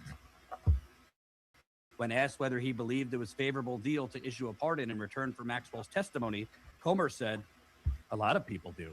Quote, "My committee split on that," he added, declining to name who on the panel supported granting a pardon. "I don't speak for my committee." Comer himself wasn't in favor. Quote, "I think it looks bad," he said. "Honestly, other than Epstein, the worst person in this whole investigation is Maxwell." What's really going on here, and this happens all the time, reporters will get a little, nudge. Hey, you should ask so-and-so politician about this, i.e. they want this information out, but they don't want the politician to just volunteer it or bring it up themselves. So they give a little nudge to their lackey reporter, i.e. most reporters are sycophants in DC, especially corporate media reporters. That's why we are independent media, and I don't want to be in DC. Hey, ask about this. So James Comer is conveniently asked about, hey, any Republicans want to pardon Ghislaine Maxwell? And he volunteers, well, actually, the Oversight Committee's split. Now, we know in the Trump era, this decade of hell, most Republicans don't go to the bathroom without Trump's permission. So there is no way in hell that James Comer is making this statement without Trump knowing about it and blessing it to float possible pardon. If you pop the bubble, this ain't Republicans floating it. This is Donald Trump floating it. After Ghislaine Maxwell sends a USB drive, what's on that USB drive, to the Trump DOJ, USB drives can have paper documents, can have video, audio. A week after Melania Trump goes out, gives a completely unexpected bombshell statement, didn't know Epstein, don't know Ghislaine Maxwell, after Amanda Ungaro, the former Brazilian model who was deported basically as a favor to Amanda Ungaro's ex by Trump's ICE, after Amanda Ungaro talked to the El País Spanish newspaper, and El País then reached out to the White House and Melania for comment, all of a sudden, Melania Trump goes out, I don't know, Epstein, she was trying to kill the story. And as Nina Burley, an investigative journalist, we did a video on this yesterday, we'll put the link in the description, she interviewed Amanda, and she said that Amanda did talk about Melania in that interview with El País, even though El País did not include it, that El País reached out to the White House and Melania for comment, that Melania basically made that statement, which was written by lawyers, to shut Amanda up. It is 100% legal. It's a legal threat to whoever's going to speak out. And that person is Amanda. And that person is Amanda. And then Amanda starts deleting tweets. And then Amanda starts deleting tweets. Now, we understand that Melania did the same thing to the author, I think his name is Richard Wolff, who has done 4 books on Trump, and he was in the middle of interviewing and being around Jeffrey Epstein for a large amount of time because he was about Richard Wolff, because he was about to write a book about Epstein before his disappearance or death or whatever happened to Epstein. So Melania,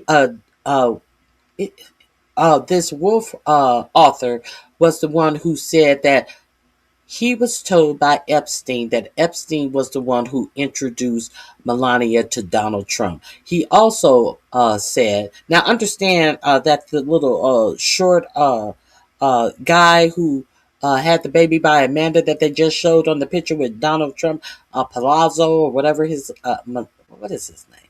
I keep forgetting his name. Now it is now Melania came to the United States to work with him. This is how who she came to America to work under his modeling agency. The guy who still is with Trump right now. Now, Wolff, the author, he said that Jeffrey Epstein told him that he had physical relationships with Melania a year before she ever knew Trump. So that is a big contention also. So Melania didn't like Wolff going out there saying that she was Jeffrey Epstein's leftovers that he served up to Trump. So she gave him a letter. They called it a slap letter, where you tell the person, if you don't take back what you have said about me and apologize and stop talking about me, I'm going to sue you. And the price that she said she was going to sue him for was either $1 or $10 billion. And so usually when people get those letters, they stop talking because they know they don't have a lawyer that can come up against someone with so much money and such powerful lawyers, so they do what they're asked. So we don't know if in her and we know Donald Trump has done that to Rupert Murdoch, and Rupert Murdoch said "fuck you" about that signature in the birthday book that was put out by Rupert Murdoch's Washington Post. Donald Trump sent Rupert Murdoch a letter saying that if you don't retract that and say that it isn't true, I am going to sue you for either 10 or 15 billion dollars. Rupert Murdoch said no. They went into discovery for the case. In the meantime, the fucking picture came out in the media. And then what happened when they got to court? The judge threw that case out of court. But Rupert Murdoch had to defend that case up and until that judge threw that case out. Now, if you are just a Joe Smo or somebody with some little money compared to Trump money, you're going to be like, fuck that. these motherfuckers I ain't gonna sell everything I own trying to answer all of the shit that they gonna be throwing in the court and shit that I need a lawyer to look over, and all of these filings that they're gonna be filing pre-trial motions and all of that shit. I ain't got that kind of money. Shit. Ah, shit, all I got is a little Benz in the motherfucking garage and a piece of house that I own. I ain't selling all this to prove that this bitch is lying. So, I don't know if that's why she started deleting messages. I don't even know which messages that she deleted. So this is what's going on. But Wolf, he said, "No, you're not going to scare me. I'm not going to stop saying what I said about you because these are the facts. And if you want to sue me, go ahead and sue you. But in the meantime, while you trying to figure it out, bitch, I'm going to sue you." So her letter to Wolf, the author of the threat to sue, he turned that around and he is suing her. And what happened to her? A threat to sue him? Nothing happened with it. She has not gone forward with a lawsuit against him. So he called her bluff, and all it was seemed to be was bluff. So there's that part that you need to know when you're trying to make sense out of all of this stuff. I'm just giving you the information that is available. So this is in my description box under the title "Pardon," and I think I'm gonna. I I know that there's a possibility. Please hit the like button. Thank you. I know there's a possibility that I will have to go back and erase this.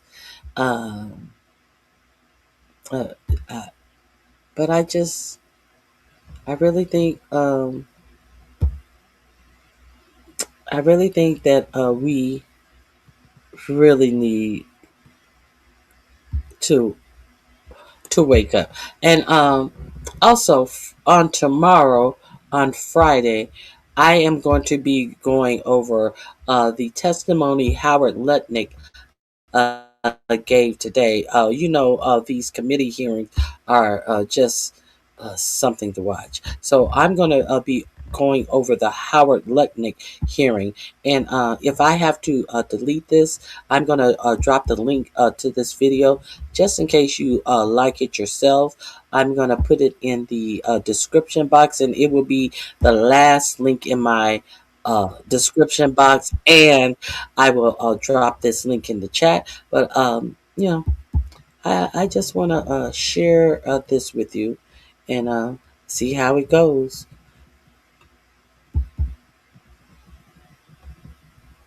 Where is it? Where is it? Hold on.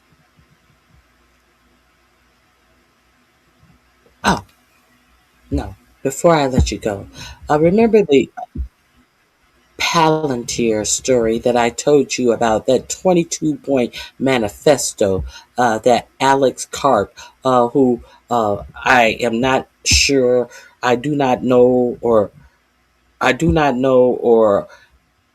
not know if he is on some heavy drugs. He put out from Palantir, he put out a 22-point manifesto. Now, I told you what I thought about this manifesto on yesterday. I told you that it for me, none of these people in Palantir are trustworthy. I showed you many clips of this Alex Karp guy just being batshit crazy, in my opinion. So, one of my favorite commentators on news is from Secular Talk. So let's get into Kyle Kalinske understanding what that manifesto actually put him in the mind of. So let's get a second opinion on that Alex Karp manifesto. Alex Karp, the CEO of Palantir. Palantir, the agencies that have multiple defense contracts, have contracts with every agency, three-letter agency in our government who wants to mass surveil you. Let's get into this. This will be under. I'm going to put this under secular talk. Palantir. Palantir is basically an evil company. So you guys are aware of Palantir. Palantir is basically an evil company that can most accurately be described as Skynet. Skynet from the Terminator series. Their laundry list of crimes is endless. There's a lot of evidence to support the idea that they were helping with the genocide in Gaza.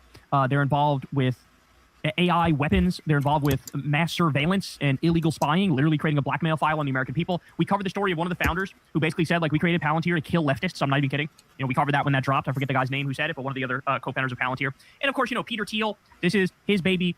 Peter Thiel is a very, very disturbing guy. Literally, fundamentally anti-human. That's his ideology. That's his mindset. That's his philosophy. It's an anti-human perspective that says we basically... And basically, I showed that to you on yesterday. He believes that for humans, for humanity to survive, it needs to be fused with some technology. And I have shown you many times this resort that Peter Thiel has in Honduras, where only the elite can go, where they are in fact doing all of these tests that they can't do in the United States because they can't get the approval to do these tests in the United States. So they are up there in Honduras implanting all of this shit, is trying to extend their lives to infinity, infinite life cycles, infinity, infinite, or infinity, whichever one. They're trying to live forever. All right. So I showed you that. If you're unaware of this, get aware of this. He couldn't answer if humanity should survive. And his answer after the long pregnant pause was if it was merged with technology. He also said that he's figured out a way that democracy is bad, and because it takes too long for you to get everybody on the same page with you and to vote with you, and therefore people who are against technology are basically useless. Is his point? Let's continue. Need to be replaced by AI, by machines that anti-human. That's his ideology. That's his mindset. That's his philosophy. It's an anti-human perspective that says we basically need to be replaced by AI, by machines that that humans are just too flawed and we shouldn't continue as we are. I mean, he was asked directly, like, should the human species continue? And he basically shit the bed and stuttered and was like, well, I don't know. I guess. It was very, very disturbing. Everybody saw that interview with Ross Douthat, and it did not go well for Peter Thiel. Well, there's this guy named Alex Karp who helps run Palantir. He's that guy that's got the goofy ass crazy hair and he never sits still. And it looks like he does a ridiculous amount of cocaine. And then when he was called out on clearly doing cocaine, he does this whole like, oh no, I'm just like autistic or something. He tries to, mask it behind this idea of like, I'm just an eccentric genius or something like that. Just humiliating. Well, anyway, that guy is incredibly disturbing. And like I said, seems to be a rampant drug addict. Well, guess what? He basically took some time to write a fucking manifesto, a screed that he thought the world should see. Okay? We're going to go through it here. And all I'm going to say is prepare yourselves. Because here you have a genuinely evil, disturbing company that should not exist. That's all about fucking AI weaponry and spying on innocent people and murder. It's like Murder Incorporated. No disrespect to Ja Rule, right? But you get the point. Well, listen to what he says here. This is crazy. Because we get asked a lot, the technological republic in brief.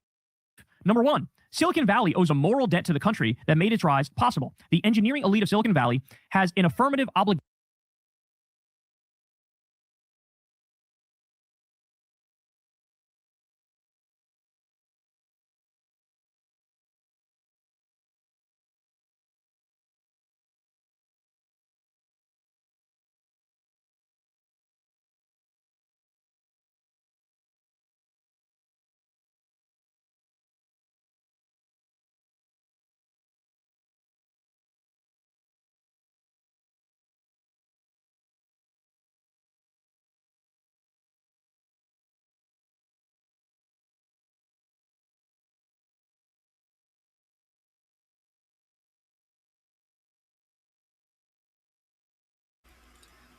hold on. I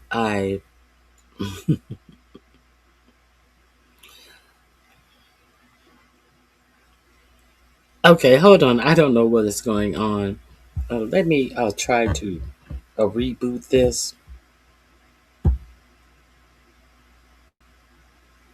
So you guys are aware of Okay. Palantir. Palantir is basically an evil company that can most accurately be described. His baby, Peter Thiel, is a very, very disturbing guy. Literally, fundamentally anti-human. That's his ideology. There's Oh, brand new Lord. reporting from the New York.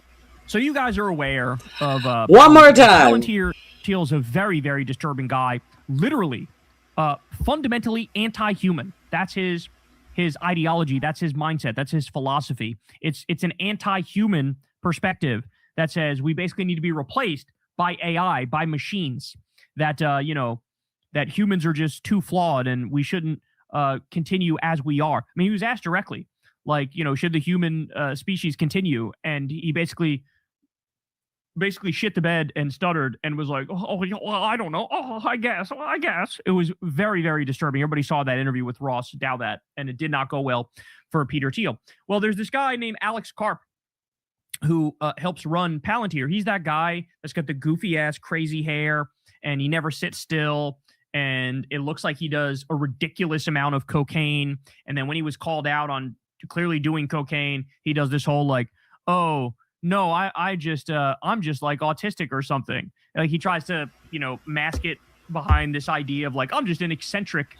Now, yesterday when I talked to you, what did I ask you about all of these Peter Thiel, Elon Musk, who is a admitted ketamine user and a weed smoker, and I gave you a description of the mannerism of this carp guy, and all of these people have access to everything about you and your life that was given to them by your government against no matter what you thought or felt about it. And the question that I wanted to know is, could these people even pass drug tests? I asked you that yesterday.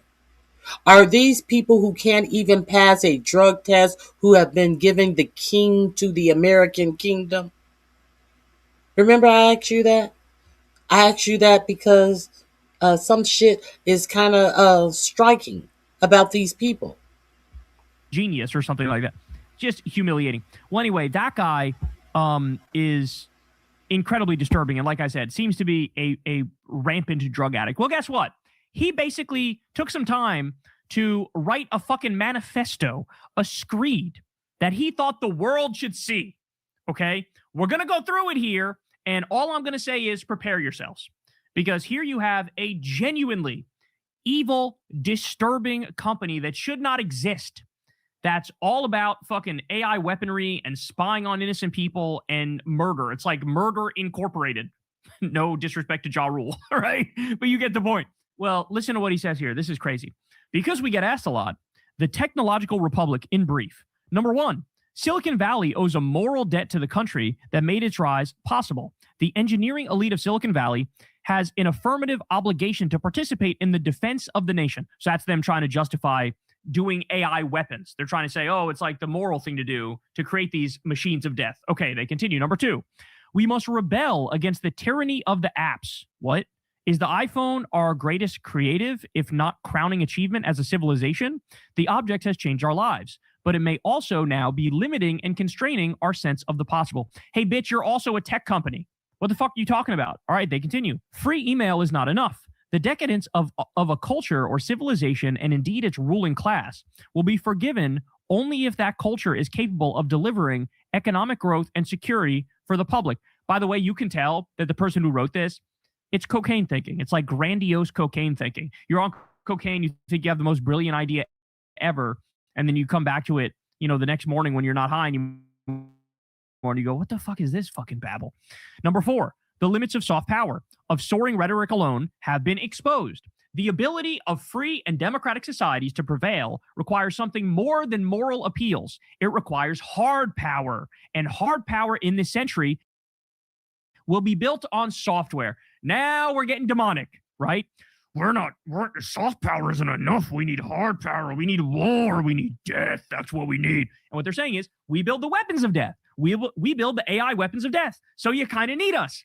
All right, they continue. The question is not whether AI weapons will be built. It is who will build them and for what purpose. Our adversaries will not pause to indulge in theatrical debates about the merits of developing technologies with critical military and national security applications.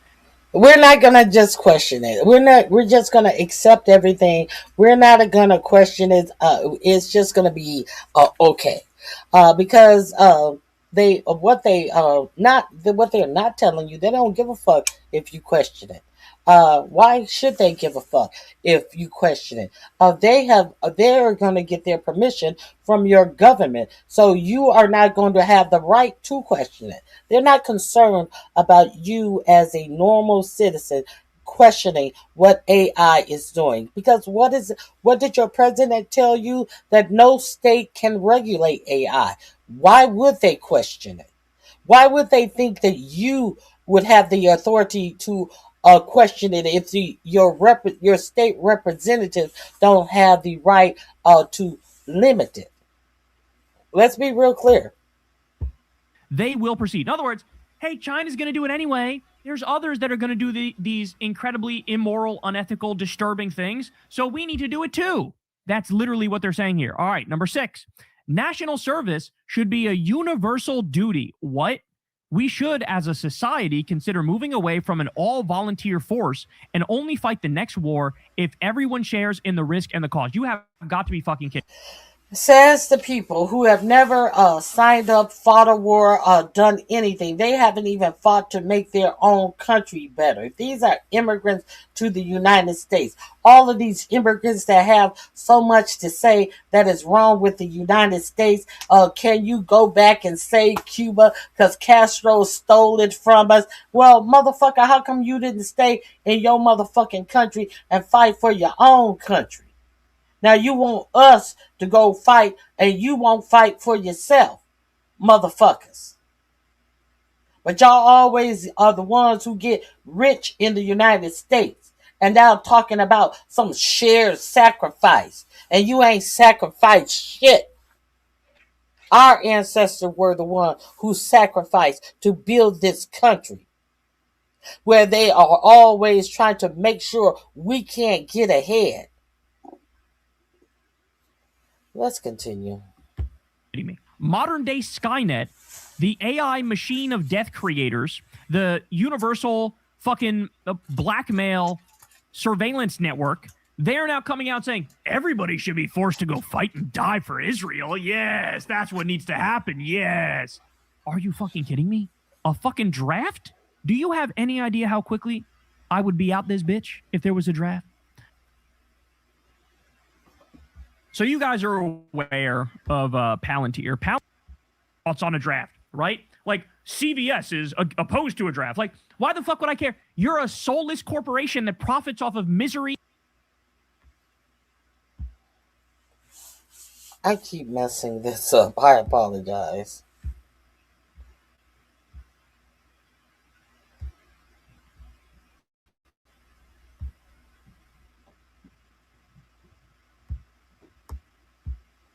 People to be sent there to fucking die. For what? For what? For your fucking profits? For Palantir's profits? Go fuck yourself. By the way, the nerve. Why the fuck should then serve this country? Are you kidding me? We waged an illegal and offensive war against a country that didn't attack us. They were no threat to us whatsoever. They had agreed to our strictest requirements on their enriched uranium just a couple hours before we attacked them. Okay? We triple tapped a girls' school. We bombed schools. We bombed hospitals. We bombed bridges. We bombed power plants. We bombed a pharmaceutical company. We bombed steel plants. Trump's threatening to have, quote, a whole civilization die. And I'm so, we're the good guys? Why? Why? How? How the fuck are we the good guys? You need to know your actions matter. And you want to force innocent men to be, presumably men. I don't know if they also want women to go, but like you want innocent people to be sent there to fucking die. For what? For what? For your fucking profits? For Palantir's profits? Go fuck yourself. By the way, the nerve. Why the fuck should I care about your thoughts on a draft? Like, any more than I would care about fucking Burger King's thoughts on a draft, right? Like CVS is opposed to a draft. Like, why the fuck would I care? You're a soulless corporation that profits off of misery and death and violations of privacy. Why should I give a single solitary shit what the fuck you think about anything? Right? Nobody elected you. Nobody supports you. Jesus Christ, what is wrong with these people? Oh my God, bro. I'm sorry. We need to get to the point where if a company is viewed as against the actual national interest, you should be able to dissolve that bitch, right? Palantir should be fucking dissolved. That's what should happen. All right, we're not done yet, though. They say, number 7, if a U.S. Marine asks for a better rifle, we should build it. And the same goes for software. We should, as a country, be capable of continuing a debate about the appropriateness of military action abroad while remaining unflinching in our commitment to those we have asked to step into harm's way. I don't know what this means other than, hey, you really probably shouldn't debate this. You should shut the fuck up and fall in line, is the subtext of that, I believe. Number 8, public servants need not be our priests. Any business that compensated its employees in the way that the federal government compensated public servants would struggle to survive. Number 9, we should show far more grace towards those who have subjected themselves to public life. The eradication of any space for forgiveness, a jettisoning of any tolerance for complexities and contradictions of the human psyche, may leave us with a cast of characters as at the helm we will grow to regret. Is he just saying, like, stop criticizing politicians? Because that's kind of what I'm getting out of this. And is it, by extension, shut the fuck up, stop criticizing Trump, stop criticizing Netanyahu? Is that what this is? We should show far more grace to those who have subjected themselves to public life. How about they should show far more grace to the American people who are getting perpetually and routinely fucked with a spiky metal bat by them? How about that? How about they should actually represent us and give us universal health care and free college and a living wage, and they should end the wars, and they should do a Green New Deal, and they should do universal daycare, and they should tax the rich? How about that? Why do we have to show them grace when they're fucking everything up, but they don't have to show us grace and actually do their jobs and represent us? Number 10, the psychologicalization of modern politics is leading us astray. Again, you could tell this guy's high on cocaine. This is navel-gazing bullshit. Those who look to the political arena to nourish their soul and sense of self, who rely too heavily on their internal life, finding expression in people they may never meet, will be left disappointed. Number 11, our society has grown too eager to hasten and is often gleeful at the demise of its enemies. What? The vanquishing of an opponent is a moment to pause, not rejoice. Number 12, the atomic age is ending.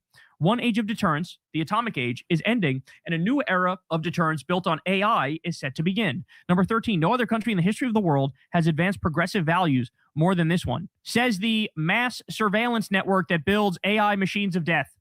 The United States is far from perfect, but it is easy to forget how much more opportunity exists in this country for those who are not hereditary elites than in any other nation on the planet. This is just total bullshit. We do not have free healthcare in this country. We do not have free college in this country. We rank very low, actually, when it comes to developed countries on, climbing the economic ladder on this notion that we typically would call the American dream. We actually rank very low on that in developed countries. This is just total horseshit. We also rank very low on healthcare outcomes, and we spend the most money on healthcare. And we are the most sick people in developed countries. We also are low on that. In many ways, there's much less opportunity that exists here. I mean, the fact that you have to pay health insurance companies as just a parasite middleman who fucking deny your claims anyway. I mean, it's literally like a scam. The insurance industry is like a scam in this country. And that's why we are the sickest people in the of the most developed countries. Read. Like half the country can't afford a $500 emergency. How the fuck can you say that, oh, this country is packed with opportunity? Like, bitch, those days have long passed us by. We are declining as a civilization rapidly. And you're just pretending like that's not the case. It's humiliating. All right, we're almost done. Number 14, American power has made possible an extraordinarily long peace. Too many have forgotten or perhaps taken for granted that nearly a century of some version of peace has prevailed in the world without a great power military conflict. At least 3 generations, billions of people and their children, and now grandchildren, have never known a world war. So they're saying, oh, America, it's because of America, a strong America, that we have peace. Yeah, say that to the people in all of the countries that we fucking bombed and attacked and did regime change in. No, that's not true. In the imperial core, that's relatively true. But outside of the imperial core, that is not at all true. Okay, go. And that's exactly what I was saying on yesterday. Tell that to the people in Vietnam, on through Iraq, Afghanistan, the Sudan, Somalia, Venezuela. Tell that to all of these people. Who Obama did. The attack that Obama did, Syria. Tell that to all of these people who we've attacked. When Obama attacked Gaddafi, tell that to all of these countries. I'm talking about peace. Tell that to the people of Iraq. Tell that to the Palestinians, who we gave weapons to and set down on our fucking hands as they were genocide. Go talk to the people of Libya. Go talk to the people of Libya. Yes, Libya. Somalia. Go talk to the people of Yemen. Go talk to people in South America who we routinely fucked over in the Cold War. Like, this is just fucking total navel-gazing horseshit. Number 15, the post-war neutering of Germany and Japan must be undone. The defanging of Germany was an overcorrection for which Europe is now paying a heavy price. Wow. It's kind of hard to read this as anything other than the modern-day Nazi perspective. Right? It's kind of hard to read. It's kind of impossible to read that without getting that. Oh, we were too hard on the Nazis, though. Didn't I tell y'all that yesterday? See, the only reason I play other news clips is because people try to play me off like I don't know what I'm talking about. But see, the reason why they want to say that I don't know what I'm talking about is because they're so stupid that they don't know what I'm talking about. I already know. I know what I'm talking about. But some of you raccoons out there, y'all need to hear it from a palm-colored face before you realize that, oh, that really could be true. Because you're dumb. This as anything other than that. Oh, we should have never taken the arms away from Germany and Japan. Well, they were the fascist countries that were against us in World War II. All right, number 16.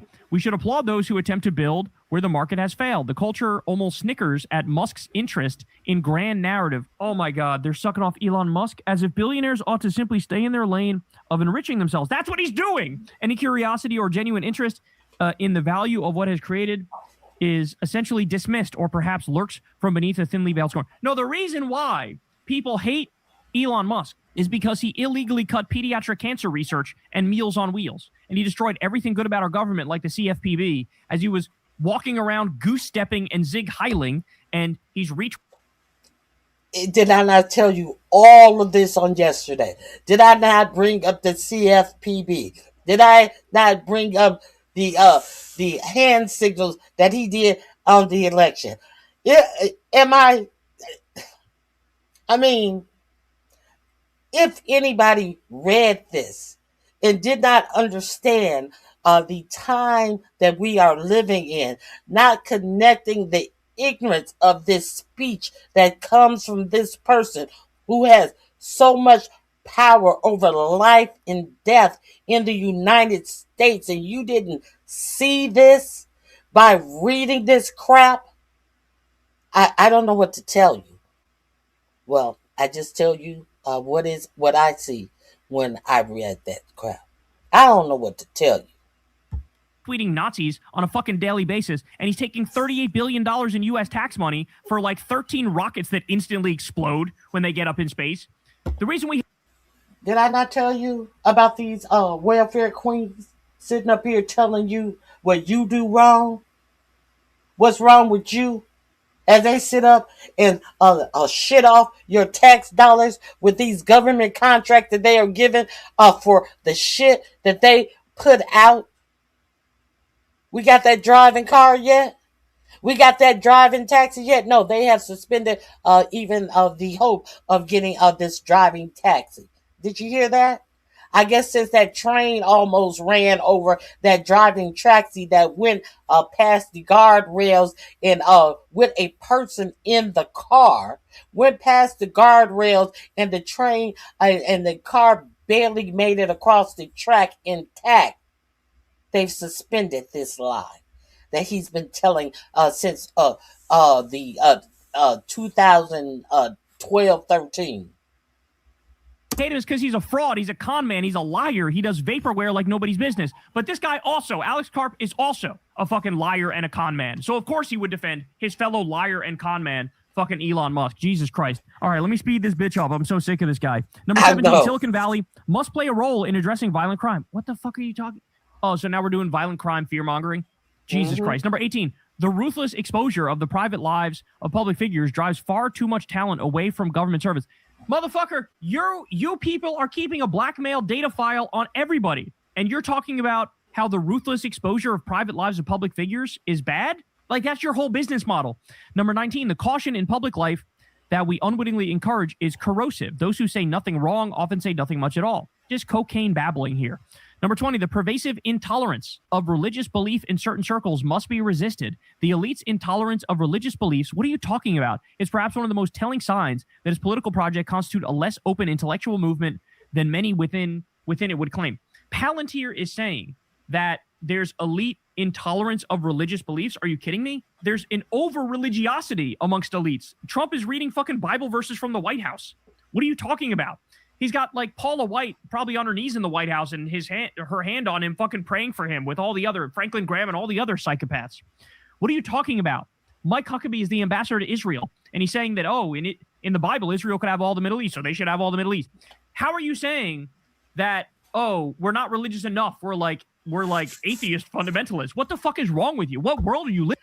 Pete Cagbreath is doing the press conferences reading the Samuel L. Jackson verses of Leviticus from the Bible.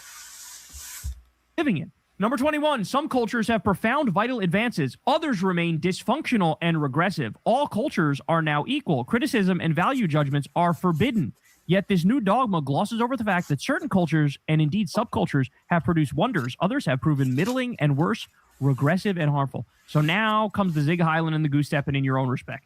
Literally doing the we're not actually equal as people. Don't be ridiculous. No, some people are better than other people. Like us, the AI machine of death creating blackmail data network. We're special. We're special. America's special. Israel's special. When we genocide you, it's because we're the good guys and you're the bad guys and your culture is inferior. That's what they're getting at here. That's exactly what this is. Number 22, we must resist the shallow temptation of a vacant and hollow pluralism. We in America and more broadly the West have for the past half century resisted defining national cultures in the name of inclusivity. But inclusion into what? So they say we must resist the shallow temptation of a vacant and hollow pluralism. You cannot be added. You don't count. No, we will not include you in your race. This is what they're saying.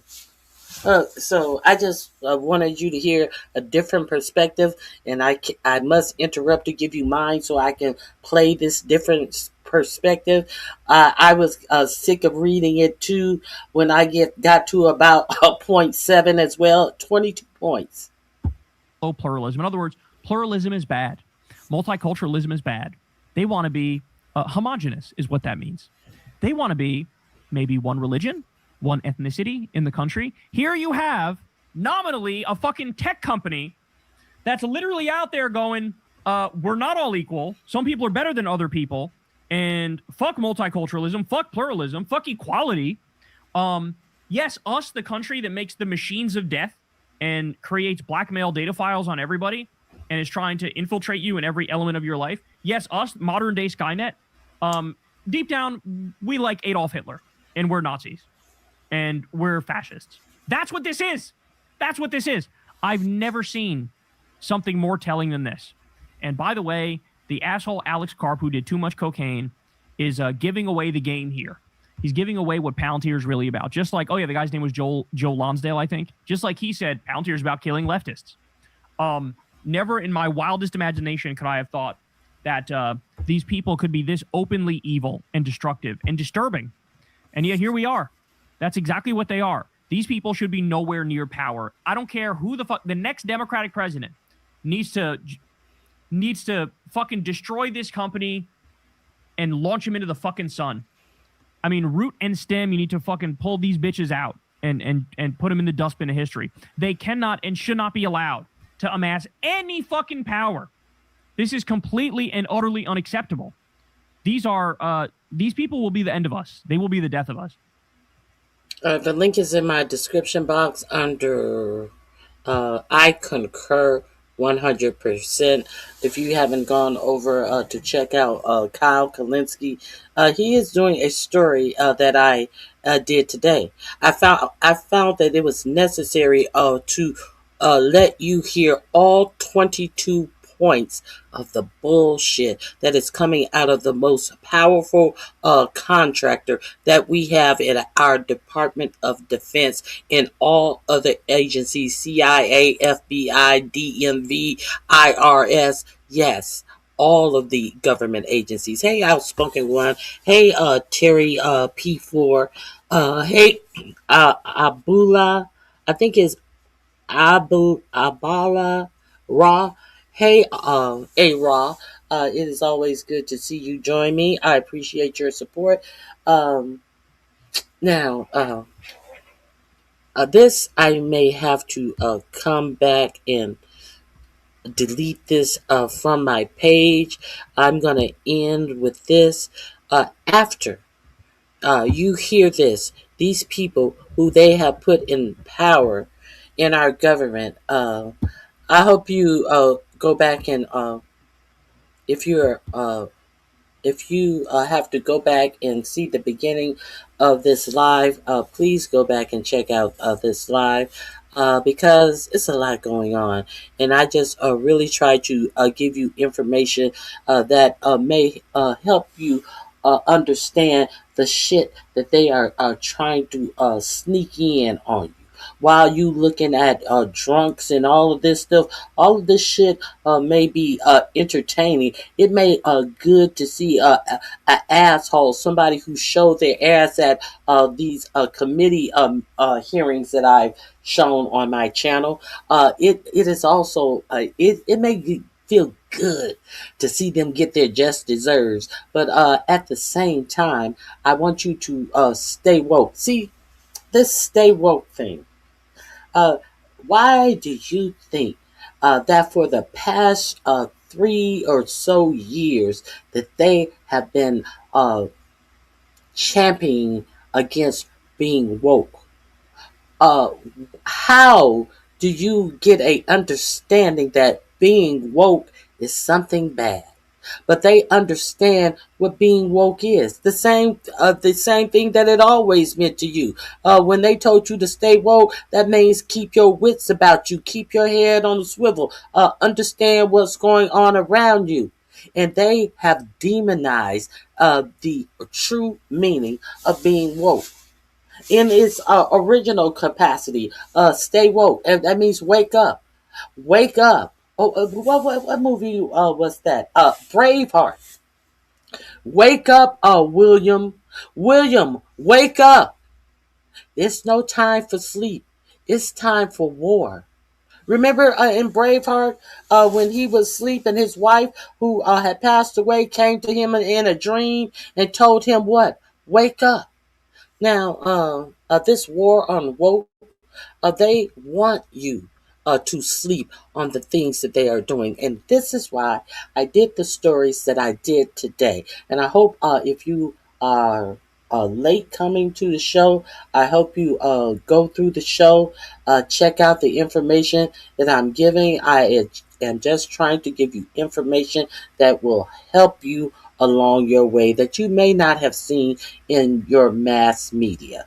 So as they continue, as they are on 24 hours a day and cover about 3 or 4 of the same stories on every show, every hour on every show, the same stories for mass media to be so large. Do you understand how small it is? Do you ever pay attention how small a news network that is on 24/7, they telling you the same story on the next show that they told you on the last show that they told you the hour before.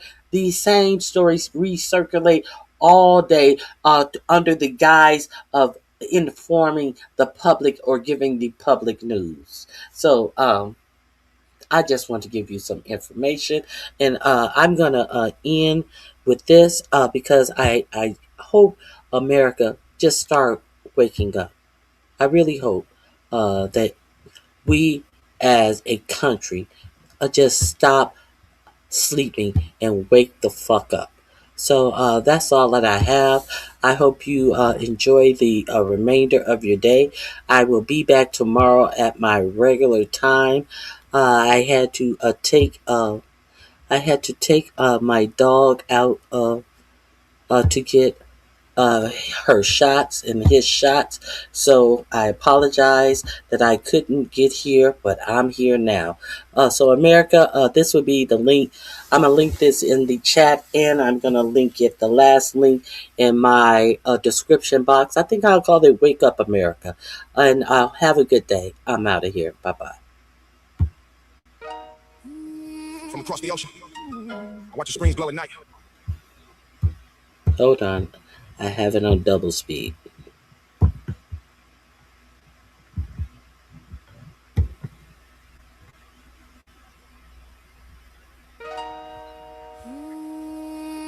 From across the ocean, I watch the screens glow at night. A nation built on fire. The sun will dim your light.